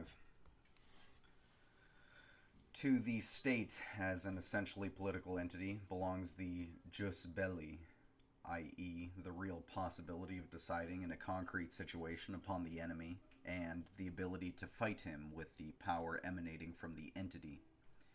As long as a politically united people is prepared to fight for its existence, independence, and freedom on the basis of a decision emanating from the political entity, this specifically political question has primacy over the technical means by which the battle will be waged, the nature of the army's organization, and what the prospects are for winning the war. The development of military techniques appears to move in a direction which will perhaps permit only a few states to survive, i.e., those whose industrial potential would allow them to wage a promising war. Should smaller and weaker states be unable to maintain their independence by virtue of an appropriate alliance, they may then be forced, voluntarily or by necessity, to abdicate the jus belli. This development would still not prove that war, state, and politics will altogether cease. The numerous changes and revolutions in human history and development have produced new forms and dimensions of political groupings. Previously existing political structures were destroyed, new kinds of foreign and civil wars arose, and the number of organized political entities soon increased or diminished. The state, as the decisive political entity, possesses an enormous power, the possibility of waging war, and thereby publicly disposing of the lives of men. The jus belli contains such a disposition. It implies a double possibility: the right to demand from its own members the readiness to die and unhesitatingly to kill enemies. The endeavor of a normal state consists above all in assuring total peace within the state and its territory. To create tranquility, security, and order, and thereby establish the normal situation, is the prerequisite for legal norms to be valid. Every norm presupposes a normal situation, and no norm can be valid in an entirely abnormal situation. As long as the state is a political entity, this requirement for internal peace compels it, in critical situations, to decide also upon the domestic enemy. Every state provides, therefore, some kind of formula for the declaration of an internal enemy. The polemos declaration in the public law of the Greek republics and the hostis, or hostile, declaration in Roman public law are but two examples. Whether the form is sharper or milder, explicit or implicit, whether ostracism, expulsion, proscription, or outlawry are provided for in special laws or in explicit or general descriptions, the aim is always the same, namely, to declare an enemy. That, depending on the attitude of those who had been declared enemies of the state, is possibly the sign of civil war, i.e., the dissolution of the state as an organized political entity, internally peaceful, territorially enclosed, and impenetrable to aliens. The Civil War then decides the further fate of this entity. More so than for other states, this is particularly valid for a constitutional state, despite all the constitutional ties to which the state is bound. In a constitutional state, as Lorenz von Stein says, the Constitution is, quote, the expression of the societal order, the existence of society itself. As soon as it is attacked, the battle must then be waged outside the Constitution and the law, hence decided by the power of weapons. The authority to decide, in the form of a verdict on life and death, the jus vitae ac nescis, can also belong to another non-political order within the political entity, for instance to the family or to the head of the household, but not the right of a hostis declaration as long as the political entity is in an actuality and possesses the jus belli. If a political entity exists at all, the right of vendettas between families or kinsfolk would have to be suspended, at least temporarily, during a war. A human group which renounces these consequences of a political entity ceases to be a political group, because it thereby renounces the possibility of deciding whom it considers to be the enemy and how he should be treated. By virtue of this power over the physical life of men, the political community transcends all other associations or societies. Within the community, however, subordinate groupings of a secondary political nature could exist with their own or transferred rights, even with a limited jus vitae ac nescis over members of smaller groups. A religious community, a church, can exhort a member to die for his belief and become a martyr, but only for the salvation of his own soul, not for the religious community and its quality as an earthly power. Otherwise it assumes a political dimension. Its holy wars and crusades are actions which presuppose an enemy decision, just as do other wars. Under no circumstances can anyone demand that any member of an economically determined society, whose order in the economic domain is based upon rational procedures, sacrifice his life in the interest of rational operations. To justify such a demand on the basis of economic expediency would contradict the individualistic principles of a liberal economic order, and could never be justified by the norms or ideals of an economy autonomously conceived. The individual may voluntarily die for whatever reason he may wish. That is, like everything in an essentially individualist liberal society, a thoroughly private matter, decided upon freely. The economically functioning society possesses sufficient means to neutralize nonviolently, in a, quote, peaceful fashion, those economic competitors who are inferior, unsuccessful, or mere, quote, perturbers. Concretely speaking, this implies that this competitor will be left to starve if he does not voluntarily accommodate himself. A purely cultural or civilized system of society will not lack social indications to rid itself of unwanted perturbations or unwanted additions. But no program, no ideal, no norm, no expediency confers a right to dispose of the physical life of other human beings.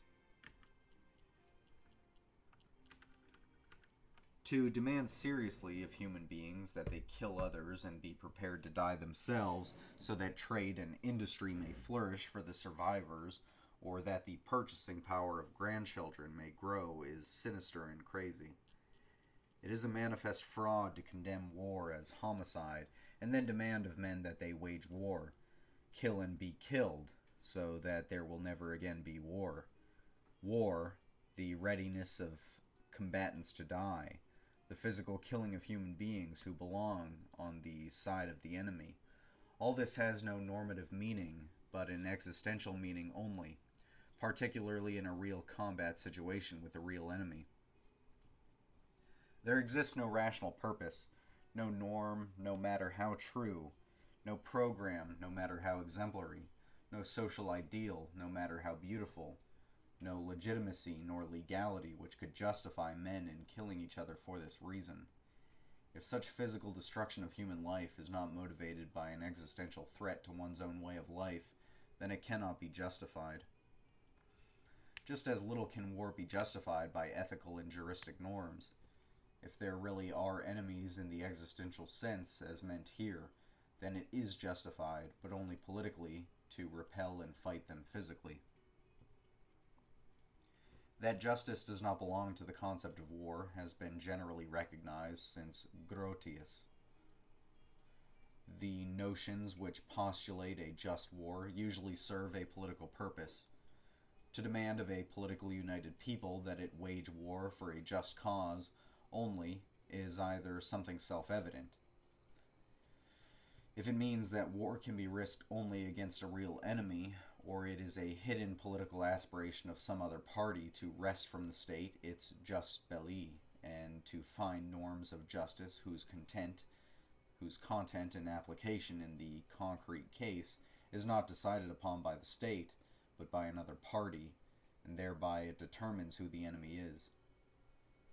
For as long as people exist in the political sphere, this people must, even if only in the most extreme case, and whether this point has been reached has to be decided by it, determine by itself the distinction of friend and enemy.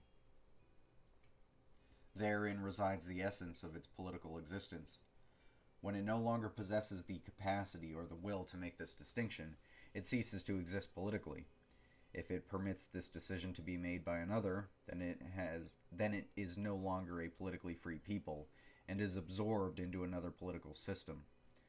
The justification of war does not reside in its being fought for ideals or norms of justice, but in its being fought against a real enemy. All confusions of this category of friend and enemy can be explained as results of blendings of some sort of abstractions to norms. A people which exists in the sphere of the political cannot, in case of need, renounce the right to determine by itself the friend and enemy distinction. It can solemnly declare that it condemns war as a means of solving international disputes, and can renounce it as a means of national policy, as was done in the so-called Kellogg Pact of 1928. In so doing, it has neither repudiated war as an instrument of international politics, in parentheses, and a war as an instrument of international politics can be worse than a war as an instrument of a national policy only, end parentheses. Let me reread that without the parentheses. In doing so, it has neither repudiated war as an instrument of international politics, nor condemned nor outlawed war altogether.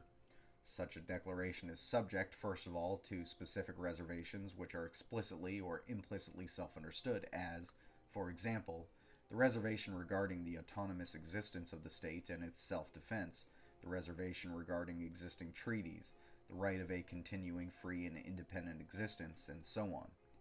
Second, these reservations are, according to their logical structure, no mere exceptions to the norm, but altogether give the norm its concrete content. They are not peripheral, but essential exceptions. They give the treaty its real content in dubious cases. Third, as long as there is a sovereign state, Third, as long as a sovereign state exists, this state decides for itself, by virtue of its independence, whether or not such a reservation, self-defense, enemy aggression, violation of existing treaties including the Kellogg Pact and so on, is or is not given in the concrete case. Fourth, war cannot altogether be outlawed, but only specific individuals, peoples, states, classes, religions, etc., which, by being outlawed, are declared to be the enemy.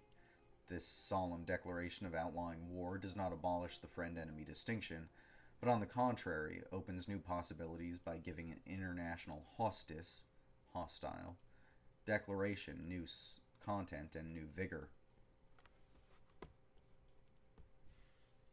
Were this distinction to vanish, then political life would vanish altogether.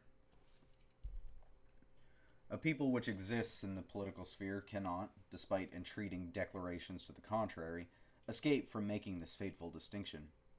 If a part of the population declares that it no longer recognizes enemies, then, depending on the circumstance, it joins their side and aids them. Such a declaration does not abolish the reality of the friend and enemy distinction. Quite another question concerns citizens of a state who declare that they personally have no enemies. A private person has no political enemies. Such a declaration can at most say that he would like to place himself outside the political community to which he belongs and continue to live as a private individual only. Furthermore, it would be a mistake to believe that a nation could eliminate the distinction of friend and enemy by declaring its friendship for the entire world, or by voluntarily disarming itself. The world will not thereby become depoliticized, and it will not be transplanted into a condition of pure morality, pure justice, or pure economics. If a people is afraid of the trials and risks implied by existing in the sphere of politics, then another people will appear which will assume these trials by protecting it against foreign enemies, and thereby taking over political rule. The protector then decides who the enemy is by virtue of the eternal relation of protection and obedience. I think the chapter is finished, but there's a heading titled Schmitt's Note, so I'm going to read that as well. On this principle rests the feudal order and the relation of lord and vassal, leader and led, patron and clients. This relation is clearly and explicitly seen here. No form of order, no reasonable legitimacy or legality can exist without protection and obedience. The protego ergo obligo is the cogito ergo sum of the state. A political theory which does not systematically become aware of this sentence remains an inadequate fragment.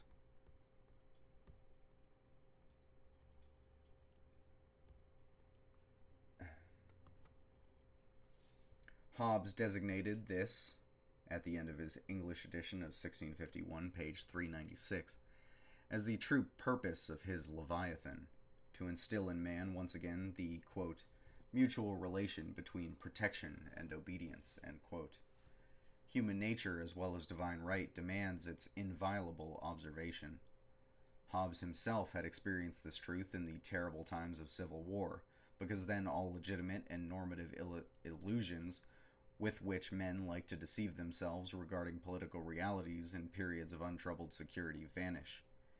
If within the state there are organized parties capable of according their members more protection than the state, then the latter becomes at best an annex of such parties, and the individual citizen knows whom he has to obey. As has been shown, a pluralistic theory of state can justify this. The fundamental correctness of the protection-obedience axiom comes to the fore even more clearly in foreign policy and interstate relations. The simplest expression of this axiom is found in the protectorate under international law, the federal state, the confederation of states dominated by one of them, and the various kinds of treaties offering protection and guarantees. Another note. It would be ludicrous to believe that a defenseless people has nothing but friends, and it would be a deranged calculation to suppose that the enemy could perhaps be touched by the absence of a resistance. No one thinks it possible that the world could, for example, be transformed into a condition of pure morality by the renunciation of every aesthetic or economic productivity. Even less can a people hope to bring about a purely moral or purely economic condition of humanity by evading every political decision. If a people no longer possesses the energy or the will to maintain itself in the sphere of politics, the latter will not thereby vanish from the world. Only a weak people will disappear.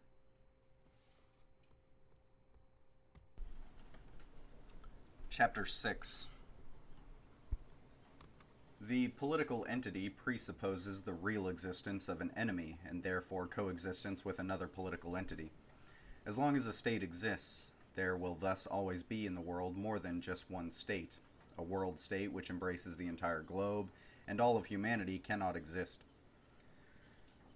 The political world is a pluriverse, not a universe. In this sense, every theory of state is pluralistic, even though in a different way from the domestic theory of pluralism discussed in Section 4. The political entity cannot by its very nature be universal in the sense of embracing all of humanity and the entire world. If the different states, religions, classes, and other human groupings on Earth should be so unified that a conflict among them is impossible, and even inconceivable, and if civil war should forever be foreclosed in a realm which embraces the globe, then the distinction of friend and enemy would also cease. What remains is neither politics nor state, but culture, civilization, economics, morality, law, art, entertainment, etc. If and when this condition will appear, I do not know.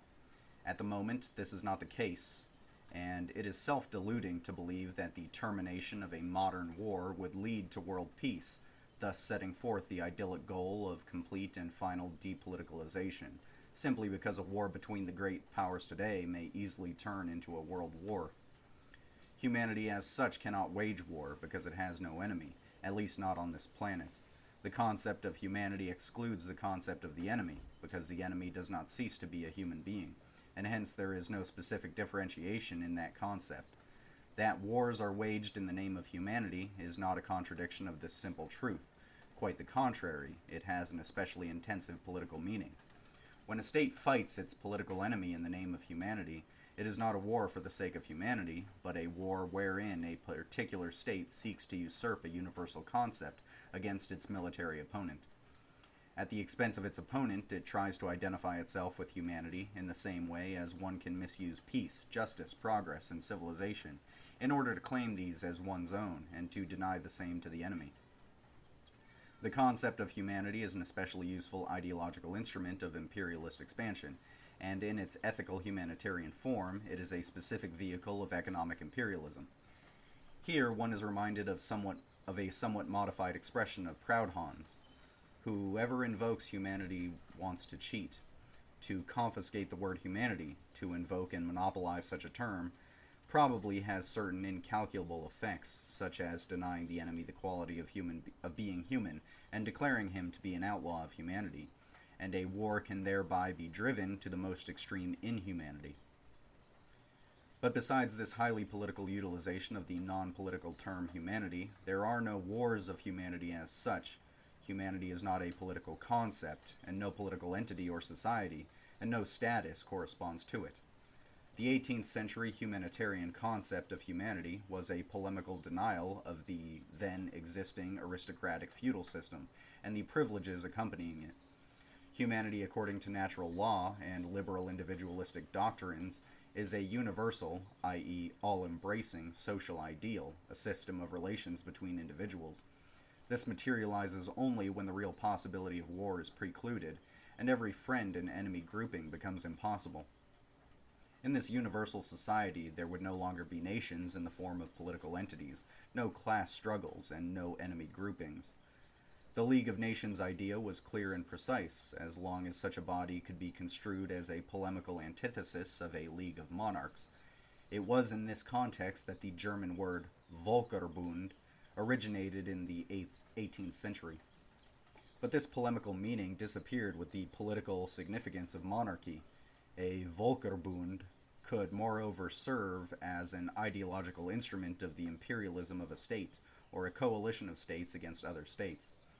This would then confirm all that has been said previously concerning the political use of the term humanity.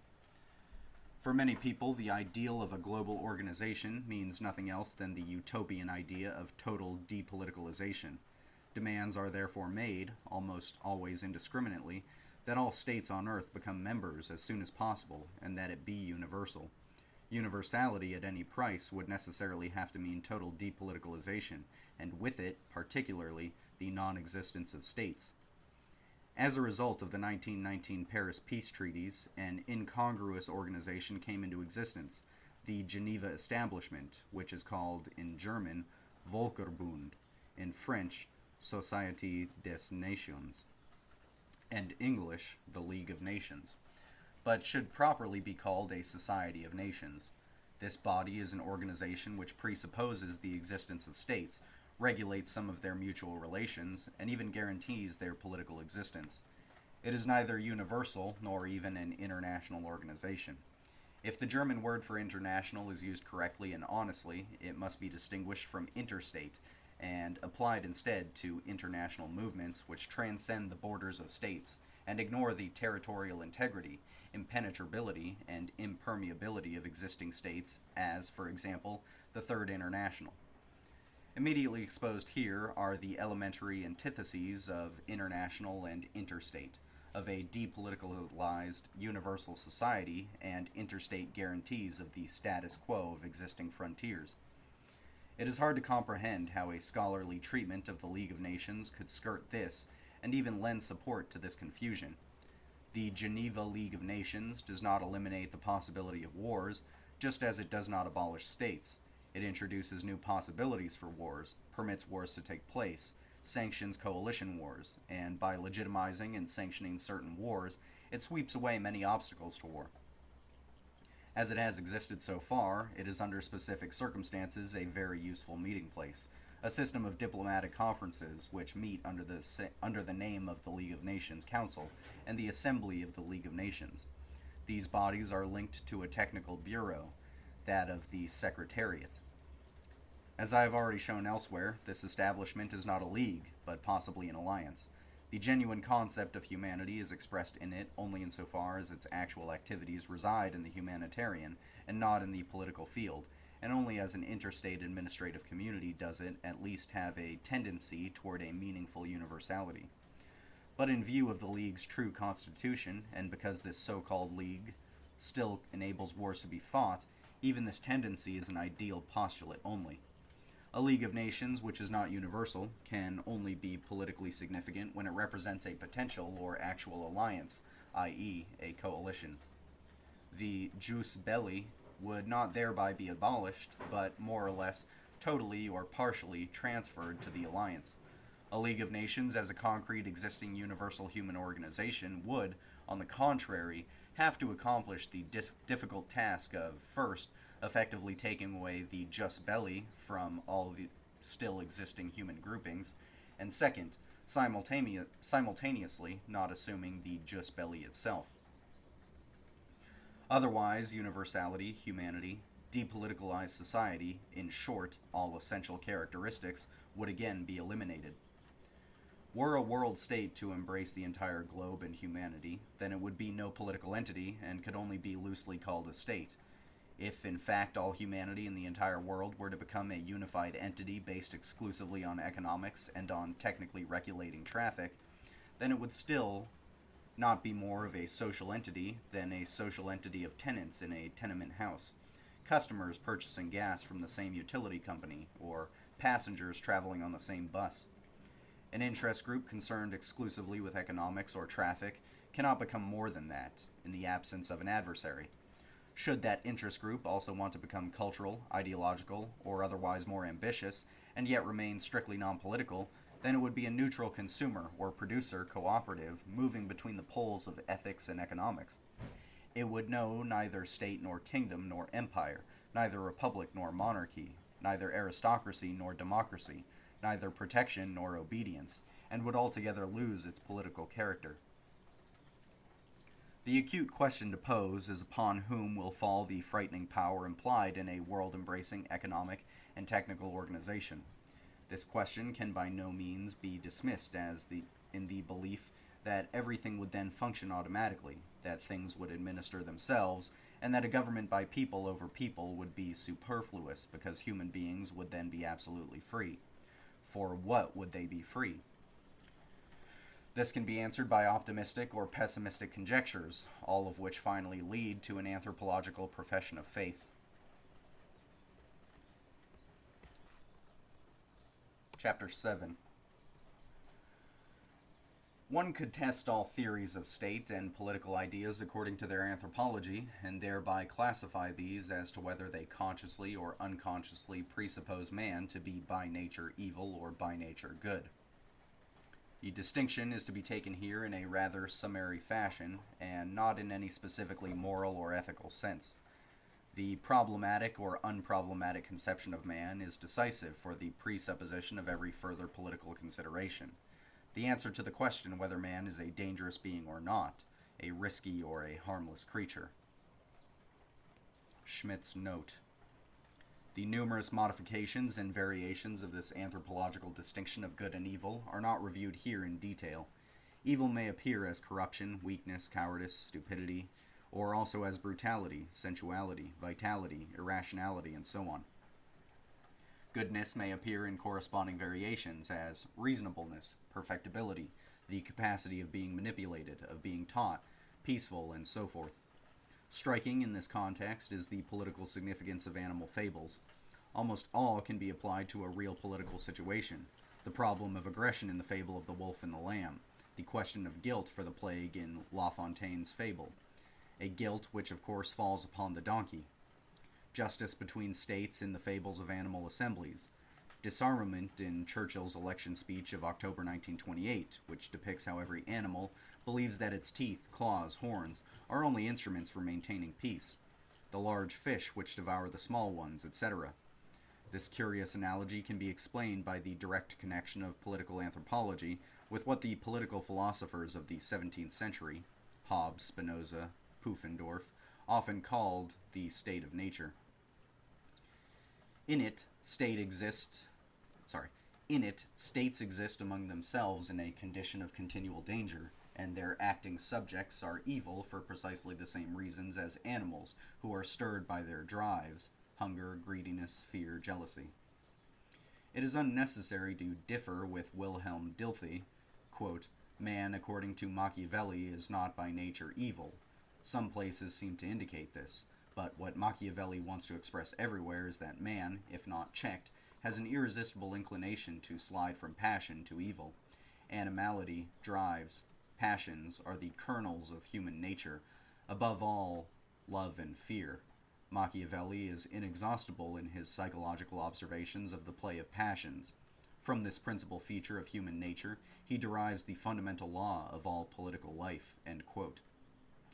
In the chapter Der Machtmensch in Lebensformen, Edward Sprenger says, quote, "For the politician, the science of man is naturally of prime interest," end quote.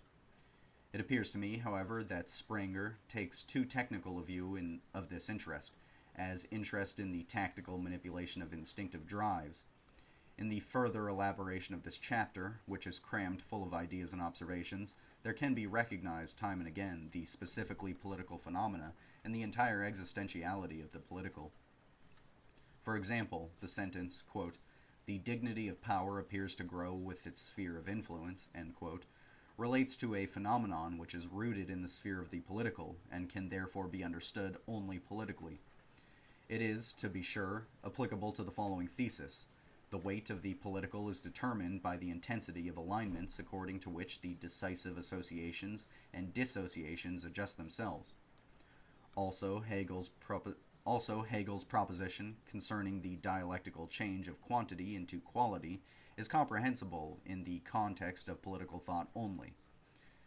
Helmuth Plessner, who, as the first modern philosopher, in his book Macht und menschliche Natur, dared to advance a political anthropology of a grand style, correctly says that there exists no philosophy and no anthropology which is not politically relevant, just as there is no philosophically irrelevant politics.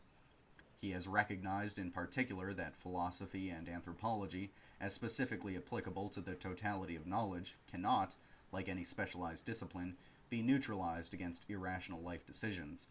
Man, for Plessner, is, quote, primarily a being capable of creating distance, end quote, who in his essence is undetermined, unfathomable, and remains an, quote, open question, end quote. If one bears in mind the anthropological distinction of evil and good, and combines Plessner's remaining open with his positive reference to danger, Plessner's theory is closer to evil than to goodness. This thesis coincides with the fact that Hegel and Nietzsche two belong on the side of evil, and finally power itself, according to Burckhardt's well-known and by no means unambiguous expression, is also something evil.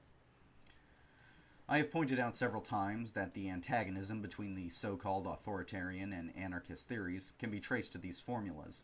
A part of the theories and postulates which presuppose man to be good is liberal. Without being actually anarchist, they are polemically directed against the intervention of the state. Ingenuous anarchism reveals that the belief in the natural goodness of man is closely tied to the radical denial of state and government. One follows from the other, and both foment each other. For the liberals, on the other hand, the goodness of man signifies nothing more than an argument with whose aid the state is made to serve society. This means that society determines its own order, and that state and government are subordinate and must be distrustingly controlled and bound to precise limits. The classical formulation by Thomas Paine says, "Society is the result of our reasonably regulated needs. Government is the result of our wickedness." The radicalism vis-a-vis state and government grows in proportion to the radical belief in the goodness of man's nature. Bourgeois liberalism was never radical in a political sense, yet it remains self-evident that liberalism's negation of state and the political, its neutralizations, depoliticalizations, and declarations of freedom have likewise a certain political meaning, and in a concrete situation, these are polemically directed against a specific state and its political power. But this is neither a political theory nor a political idea. Although liberalism has not radically denied the state, it has, on the other hand, neither advanced a positive theory of state, nor on its own discovered how to reform the state, but has attempted only to tie the political to the ethical and to subjugate it to economics. It has produced a doctrine of the separation and balance of powers, i.e., a system of checks and controls of state and government. This cannot be characterized as either a theory of state or a basic political principle. What remains is the remarkable, and for many, certainly disquieting diagnosis that all genuine political theories presuppose man to be evil, i.e., by no means an unproblematic, but a dangerous and dynamic being. This can be easily documented in the works of every specific political thinker. Insofar as they reveal themselves as such, they all agree on the idea of a problematic human nature, no matter how distinct they are in rank and prominent in history. It suffices here to cite Machiavelli, Hobbes, Bossuet, Fichte, as soon as he forgets his humanitarian idealism, de Maistre, Donoso Cortes, H. Taine, and Hegel, who, to be sure, at times also shows his double face. Schmitt's note. Hegel, nevertheless, remains everywhere political in the decisive sense. Those of his writings which concern the actual problems of his time, particularly the highly gifted work of his youth, Die Verfassung Deutschlands, are enduring documentations of the philosophical truth that all spirit is present spirit. This remains visible also through the correctness or incorrectness of Hegel's ephemeral position on historical events of his time. The historical spirit does not reside in Baroque representations or even in romantic alibis. That is Hegel's hic Rhodus, and the genuineness of a philosophy which does not permit the fabrication of intellectual traps under the pretext of apolitical purity and pure non-politics. Of a specifically political nature also is his dialectic of concrete thinking. The often quoted sentence of quantity transforming into quality has a thoroughly political meaning. It is an expression of the recognition that from every domain the point of the political is reached, and with it a qualitative new intensity of human groupings. The actual application of this sentence refers to the economic domain and becomes virulent in the 19th century. The process of such a transformation executes itself consciously in the autonomous, so-called politically neutral economic domain. The hitherto non-political or pure matter of fact now turns political. When it reaches a certain quantity, economic prosperity, for example, becomes obviously social, or more correctly political, power. Propriety turns into pouvoir, which I'm not sure what that means. And what is at first only an economically motivated class antagonism turns into a class struggle of hostile groups. Hegel also offers the first polemically political definition of the bourgeois. The bourgeois is an individual who does not want to leave the apolitical, riskless private sphere. He rests in the possession of his private property, and under the justification of his possessive individualism, he acts as an individual against the totality. He is a man who finds his compensation for his political nullity in the fruits of freedom and enrichment, and above all in the total security of its use. Consequently, he wants to be spared bravery and exempted from the danger of a violent death. Hegel has also advanced a definition of the enemy, which, in general, has been evaded by modern philosophers. The enemy is a negated otherness, but this negation is mutual, and this mutuality of negations has its own concrete existence, as a relation between enemies. This relation of two nothingnesses on both sides bears the danger of war. Quote, "This war is not a war of families against families, but between peoples, and hatred becomes thereby undifferentiated and freed from all particular personality." End quote. The question is how long the spirit of Hegel has actually resided in Berlin. In any event, the new political tendency which dominated Prussia after 1840 preferred to avail itself of a conservative philosophy of state, especially one furnished by Friedrich Julius Stahl, whereas Hegel wandered to Moscow via Karl Marx and Lenin. His dialectical method became established there and found its concrete expression in a new concrete enemy concept, namely that of the international class enemy, and transformed itself, the dialectical method, as well as everything else, legality and illegality, the state, even the compromise with the enemy, into a weapon of this battle. The actuality of Hegel is very much alive in George Lukács. He cites an expression by Lenin, which Hegel would have made with reference to the political entity of a warring people instead of a class. Quote, "Persons," says Lenin, "who think of politics as small tricks which at times border on deceit must be decisively refuted. Classes cannot be deceived." End quote. The question is not settled by psychological comments on optimism or pessimism. It follows, according to the anarchist method, that only individuals who consider man to be evil are evil. Those who consider him to be good, namely the anarchists, are then entitled to some sort of superiority or control over the evil ones. The problem thus begins anew.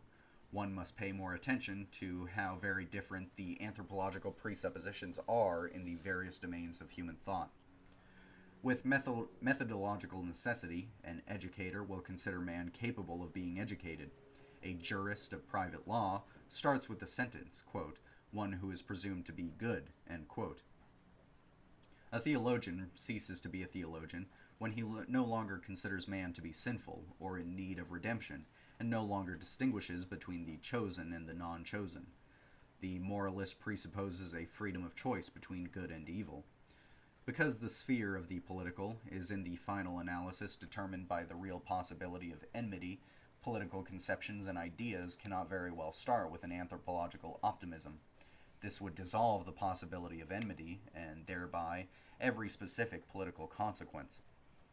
The connection of political theories with theological dogmas of sin, which appear prominently in Bossuet, Maistre, Bonald, Donoso Cortes, and Friedrich Julius Stahl, among others, is explained by the relationship of these necessary presuppositions. The fundamental theological dogma of the evilness of the world and man leads, just as does the distinction of friend and enemy, to a categorization of men, and makes impossible the undifferentiated optimism of a universal conception of man. In a good world, among good people, only peace, security, and harmony prevail. Priests and theologians are here just as superfluous. Let me repeat that. Priests and theologians are here just as superfluous as politicians and statesmen. What the denial of original sin means socially, and from the viewpoint of individual psychology, has been shown by Ernst Troelsch in his Sociallehren der christlichen Kirchen und Gruppen and Saliere in many publications about Romanticism and Romantics, in the examples of numerous sects, heretics, romantics, and anarchists. The methodological connection of theological and political presuppositions is clear, but theological interference generally confuses political concepts because it shifts the distinction usually into moral theology. Political thinkers such as Machiavelli, Hobbes, and often Fichte presuppose with their pessimism only the reality or possibility of the distinction of friend and enemy. For Hobbes, truly a powerful and systematic political thinker, the pessimistic conception of man is the elementary presupposition of a specific system of political thought. He also recognized correctly that the conviction of each side that it possesses the truth, the good, and the just bring about the worst enmities, finally the war of all against all. This fact is not the product of a frightful and disquieting fantasy, nor of a philosophy based on free competition by a bourgeois society in its first stage, but is the fundamental presupposition of a specific political philosophy. These political thinkers are always aware of the concrete possibility of an enemy. Their realism can frighten men in need of security.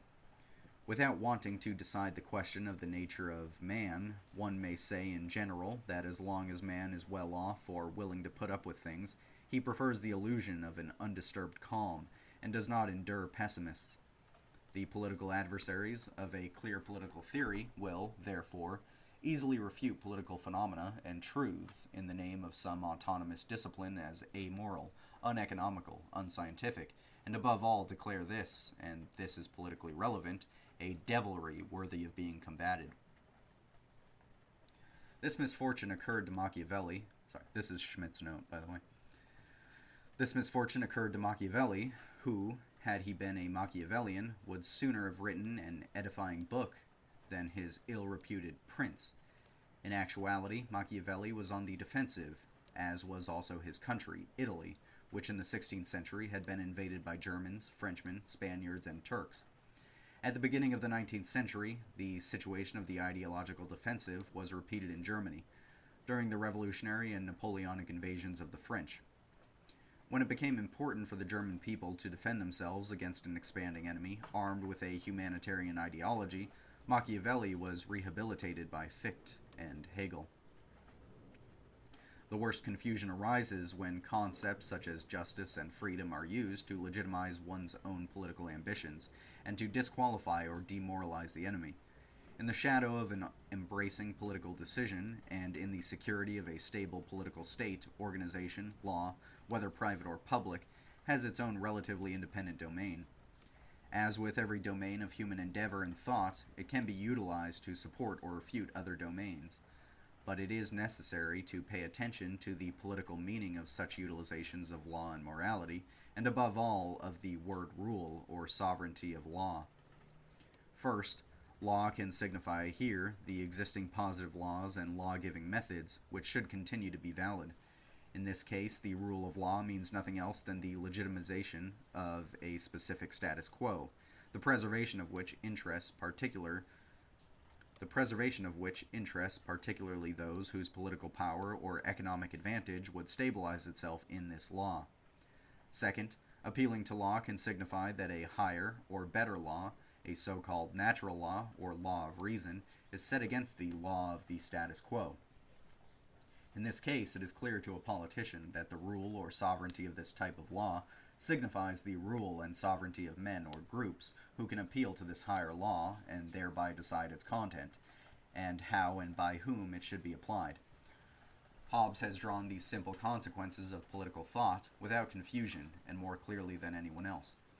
He has emphasized time and again that the sovereignty of law means only the sovereignty of men who draw up and administer this law.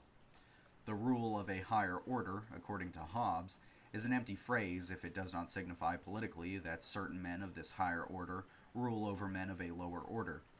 The independence and completeness of political thought is here irrefutable. There always are concrete human groupings which fight other concrete human groupings in the name of justice, humanity, order, or peace.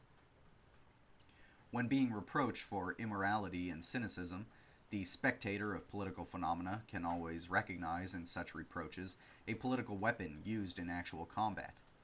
Political thought and political instinct prove themselves theoretically and practically in the ability to distinguish friend and enemy.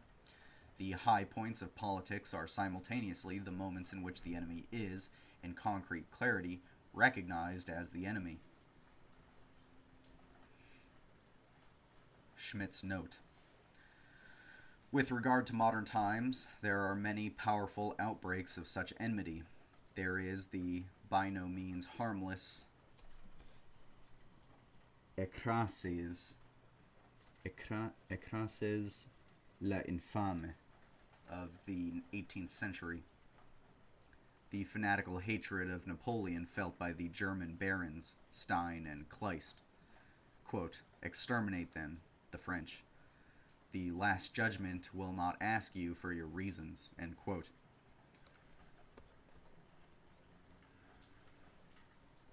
Lenin's annihilating sentences against bourgeois and Western capitalism. All of these are surpassed by Cromwell's enmity towards Papist Spain. He says in his speech on September 17, 1656, quote, The first thing, therefore, that I shall speak to is that is the first lesson of nature, being and preservation. The conservation of that, namely of our national being, is first to be viewed with respect to those who seek to undo it, and so make it not to be, end quote. Let us thus consider our enemies, quote, the enemies to the very being of these nations, end quote. He always repeats this very being, or national being, and then proceeds, quote, Why, truly, your great enemy is the Spaniard. He is a natural enemy. He is naturally so. He is naturally so throughout, by reason of that enmity that is in him against whatsoever is of God. Whatsoever is of God, which is in you, or which may be in you, end quote. Then he repeats, quote, The Spaniard is your enemy. His enmity is put into him by God, end quote. He is, quote, the natural enemy, the providential enemy, end quote. And he who considers him to be an, quote, accidental enemy, end quote, is, quote, not well acquainted with Scripture and the things of God, end quote, who says, quote, I will put enmity between your seed and her seed, in Genesis 3:15, end quote. With France one can make peace, but not with Spain, because it is a papist state, and the Pope maintains peace only as long as he wishes. Continuing the chapter. But also vice versa. Everywhere in political history, in foreign as well as in domestic politics, the incapacity or the unwillingness to make this distinction is a symptom of the political end. In Russia, before the revolution, the doomed classes romanticized the Russian peasant as good, brave, and Christian, muzik, mujik. A relativistic bourgeoisie in a confused Europe searched all sorts of exotic cultures for the purpose of making them an object of its aesthetic consumption. The aristocratic society in France before the Revolution of 1789 sentimentalized, quote, man who is by nature good, end quote, and the virtue of the masses. Tocqueville recounts this situation in words whose shuddering tension arises in him from a specific political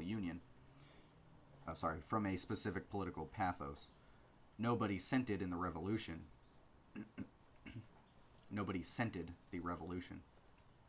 It is incredible to see the security and unsuspiciousness with which these privileged spoke of the goodness, mildness, and innocence of the people when 1793 was already upon them. Spectacle ridicule et terrible.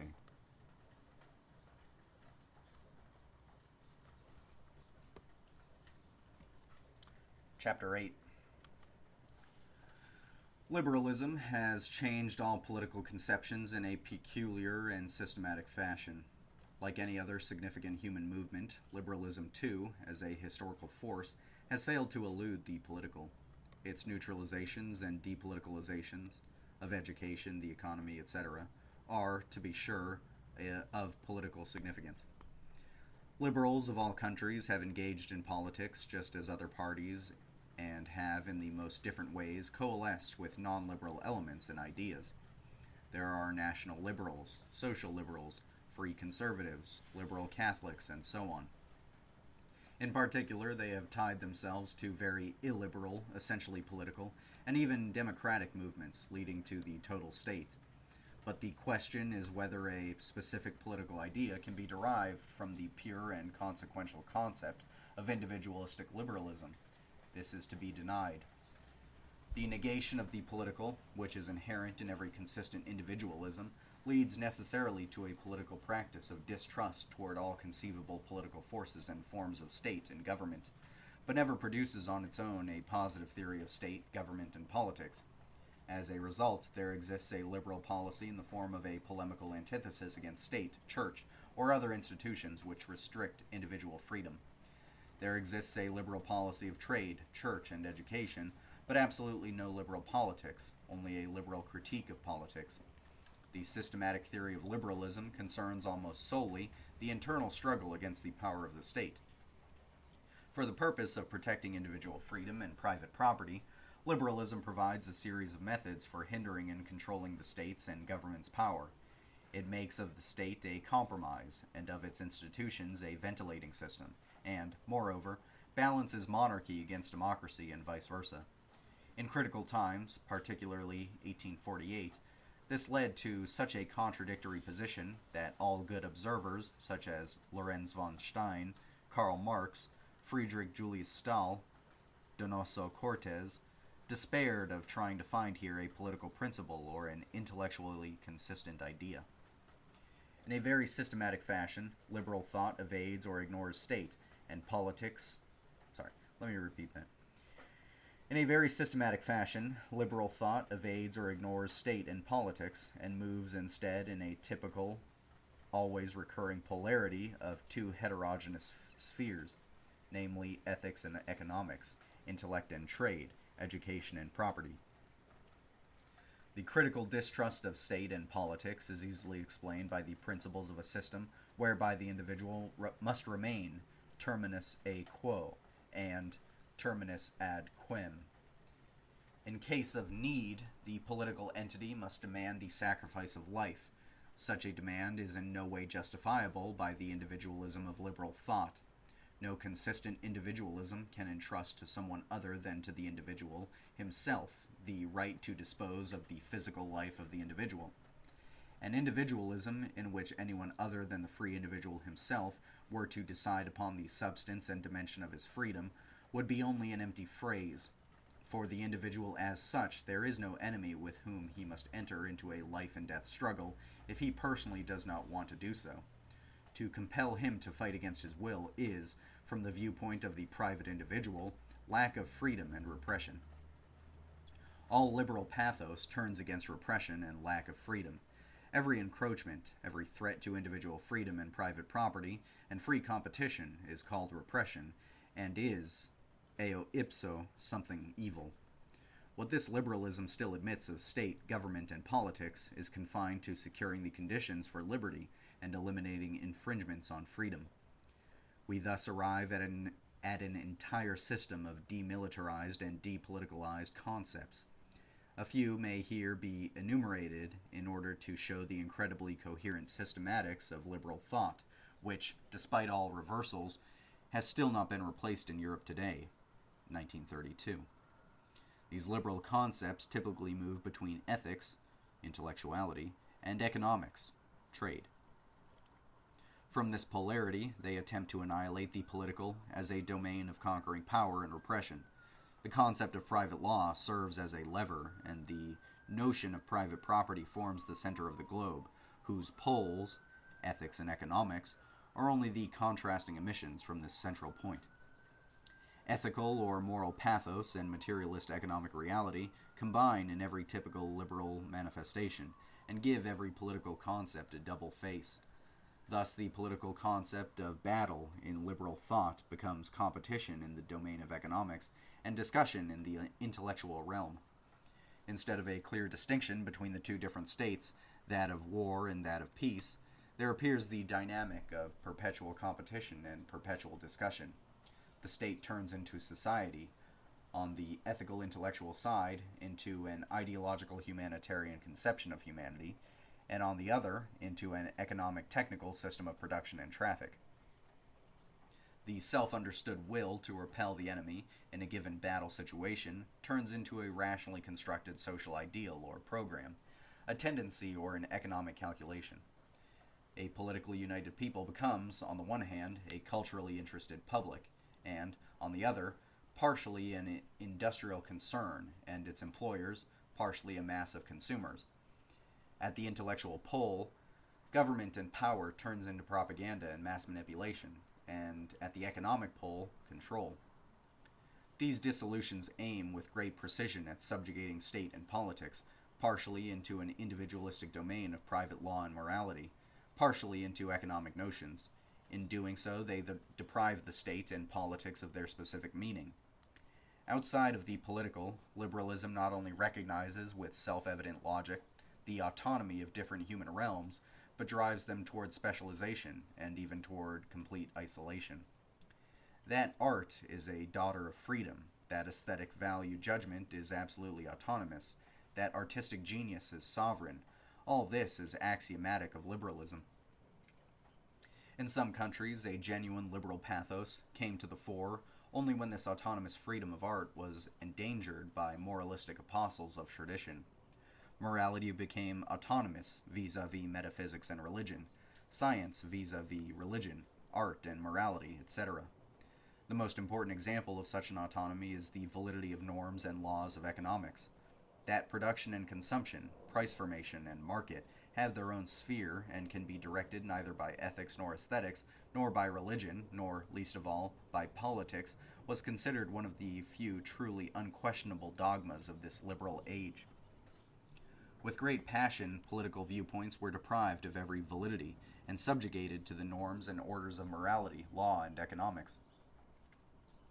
In the concrete reality of the political, no abstract orders or norms, but always real human groupings and associations rule over the other human groupings and associations. Politically, the rule of morality, law, and economics always assumes a concrete political meaning. We have another note from Schmitt. Note, unchanged from the year 1927. The ideological structure of the Peace of Versailles corresponds precisely to this polarity of ethical pathos and economic calculation. Article 231 forces the German Reich to recognize its responsibility for all war damages and losses. This establishes a foundation for a juridic and moral value judgment. Avoided are such political concepts as annexation, the cession, C-E-S-S-I-O-N, of Al- Alsace, Alsace, Lorraine is a desenexion. In other words, a restitution of an injustice. The cession of Polish and Danish territories serves the ideal claim of the nationality principle. The seizure of the colonies is even proclaimed, in Article 22, to be an act of selfless humanity. The economic counterpole of this idealism is reparations, i.e., a continuous and unlimited economic exploitation of the vanquished. The result is that such a treaty could not realize a political concept such as freedom, and therefore it became necessary to initiate new, quote, true peace treaties. The London Protocol of August 1924, or the Dawes Plan, Locarno of October 1925, entry into the League of Nations in September 1926. The series is not at an end yet. Continuing with the chapter. The word repression is utilized in liberal theory as a reproach against state and politics. This would have been nothing more than a powerless curse word of political debate if it had not been integrated into a large metaphysical and historical system. It gained thereby a broader horizon and a stronger moral conviction. The enlightened 18th century believed in a clear and simple upward line of human progress. Progress should above all result in the intellectual and moral perfection of humanity. The line moved between 2 points, from religious fanaticism to intellectual liberty, from dogma to criticism, from superstition to enlightenment, from darkness to light.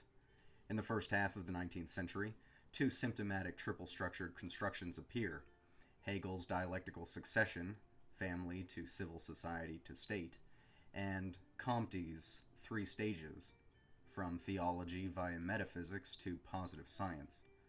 The triple structure weakens the polemical punch of the double-structured antithesis. Therefore, soon after a period of order, exhaustion, and attempts at restoration, when the battle began again, the simple double-structured antithesis prevailed immediately. Even in Germany, where it was not meant to be warlike, Hegel's triple-structured scheme was pushed aside in the second part of the 19th century in favor of the dual one, domination and association, or community and society. The most conspicuous and historically the most effective example is the antithesis formulated by Karl Marx, bourgeoisie and proletariat. This antithesis concentrates all antagonisms of world history into one single final battle against the last enemy of humanity. It does so by integrating the many bourgeois parties on earth into a single order, on the one hand, and likewise the proletariat on the other. By so doing, a mighty friend-enemy grouping is forged. Its power of conviction during the 19th century resided above all in the fact that it followed its liberal bourgeois enemy into its own domain, the economic, and challenged it, so to speak, in its home territory with its own weapons. This was necessary because the turning toward economics was decided by the victory of industrial society. The year of this victory, 1814, was the year in which England had triumphed over the military imperialism of Napoleon. The most simple and transparent theory of this historical development is advanced by H. Spencer. He sees human history as a development from the military feudal to the industrial commercial society. But the first already systematic expression, the treatise de l'esprit de conquête, had been published in 1814 by Benjamin Constant, the initiator of the whole liberal spirit of the 19th century. In the 18th century, the idea of progress was primarily humanitarian, moral, and intellectual. It was a spiritual progress. In the 19th, it became economic, industrial, technological. This mutation is decisive. It was believed that the economy is the vehicle of this very complex development. Economy, trade, and industry, technological perfection, freedom, and rationalization were considered allies. Despite its offensive thrust against feudalism, reaction, and the police state, It was judged as essentially peaceful, in contrast to warlike force and repression. The characteristic 19th century scheme is thereby formed. We have a series of concepts, or words pitted against another series of concepts or words. So let me read these as best as I can to you. So the characteristic 19th century scheme is thereby formed. Freedom, progress, and reason against feudalism, reaction, and force. Freedom, progress, and reason in alliance with economy, industry, and technology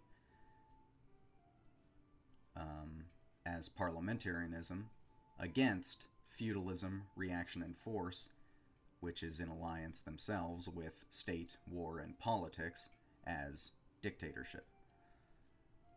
So, if I can read that again, we essentially have freedom, progress, and reason in alliance with economy, industry, and technology as parliamentarianism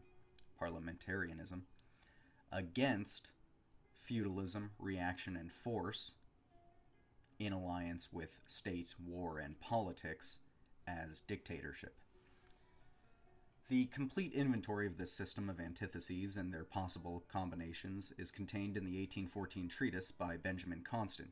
He maintains that we are in an age which must necessarily replace the age of wars, just as the age of wars had necessarily to precede it.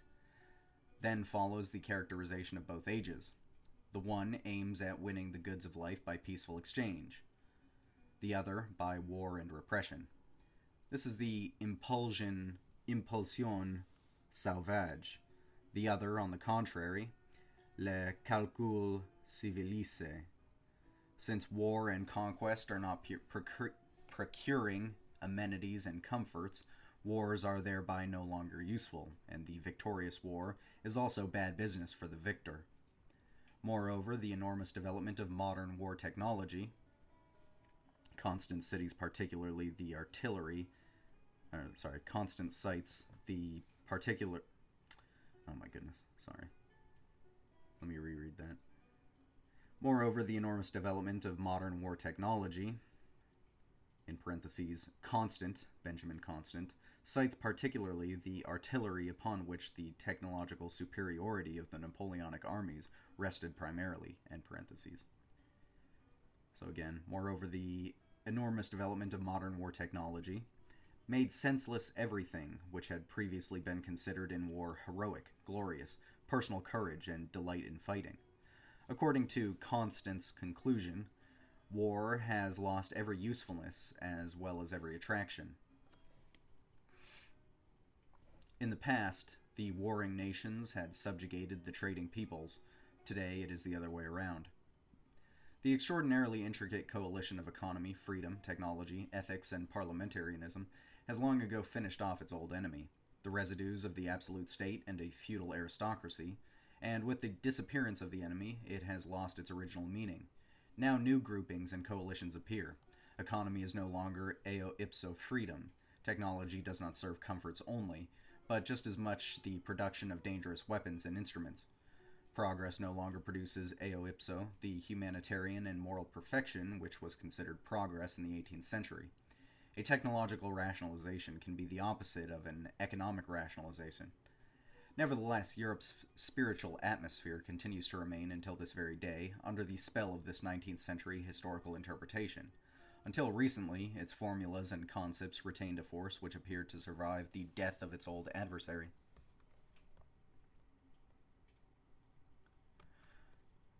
Schmitt has another note here, which I'm about to read.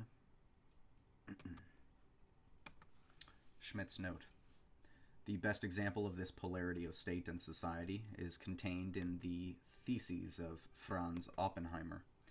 He declares his aim to be the destruction of the state. His liberalism is so radical that he no longer permits the state to be even an armed office guard. The destruction is effected by advancing a value and passion-ridden definition. The concept of state should be determined by political means. The concept of society, in essence non-political, by economic means. But the qualifications by which political and economic means are then defined are nothing more than typical expressions of that pathos against politics and state.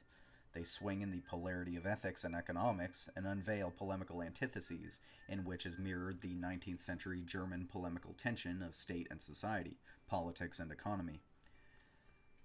The economic way is declared to be reciprocity of production and consumption, therefore mutuality, equality, justice, and freedom, and finally, nothing less than the spiritual union of fellowship, brotherliness, and justice.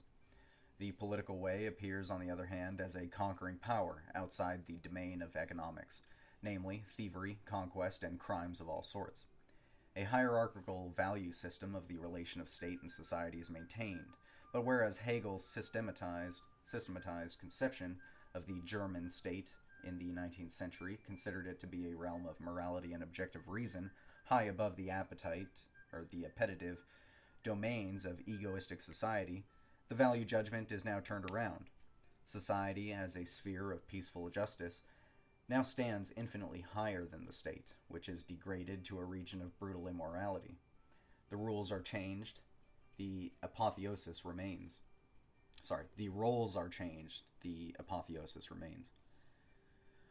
But this, in actuality, is not permissible, and neither moral nor psychological, least of all scientific, to simply define by moral disqualifications, by confronting the good, the just, and the peaceful with filthy, evil, rapacious, and criminal politics.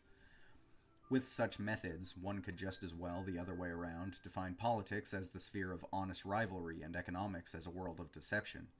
The connection of politics with thievery, force, and repression is, in the final analysis, no more precise than in the connection of economics with cunning and deception.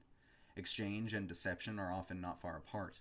A domination of men based upon pure economics must appear a terrible deception if, by remaining non-political, it thereby evades political responsibility and visibility. Exchange by no means precludes the possibility that one of the contractors experiences a disadvantage, and that a system of mutual contracts finally deteriorates into a system of the worst exploitation and repression. When the exploited and the repressed attempt to defend themselves in such a situation, they cannot do so by economic means. Evidently, the possessor of economic power would consider every attempt to change its power position by extra economic means as violence and crime, and will seek methods to hinder this. That ideal construction of a society based on exchange and mutual contracts, and eo ipso, peaceful and just, is thereby eliminated. Unfortunately also, usurers and extortioners appeal to the inviolability of contracts and to the sentence pacta sunt servanda. The domain of exchange has its narrow limits and its specific categories, and not all things possess an exchange value. No matter how large the financial bribe may be, there is no money equivalent for political freedom and political independence. Continuing with the chapter. State and politics cannot be exterminated. The world will not become depoliticized with the aid of definitions and constructions, all of which circle the polarity of ethics and economics. Economic antagonisms can become political, and the fact that an economic power position could arise proves that the point of the political may be reached from the economic as well as from any other domain. The often quoted phrase by Walter Rathenau, namely that the destiny today is not politics but economics, originated in this context. It would be more exact to say that politics continues to remain the destiny, but what has occurred is that economics has become political, and thereby the destiny. It is also erroneous to believe that a political position founded on economic superiority is, quote, essentially unwarlike, end quote, as Joseph Schumpeter says in his Zur Soziologie der Imperialismen.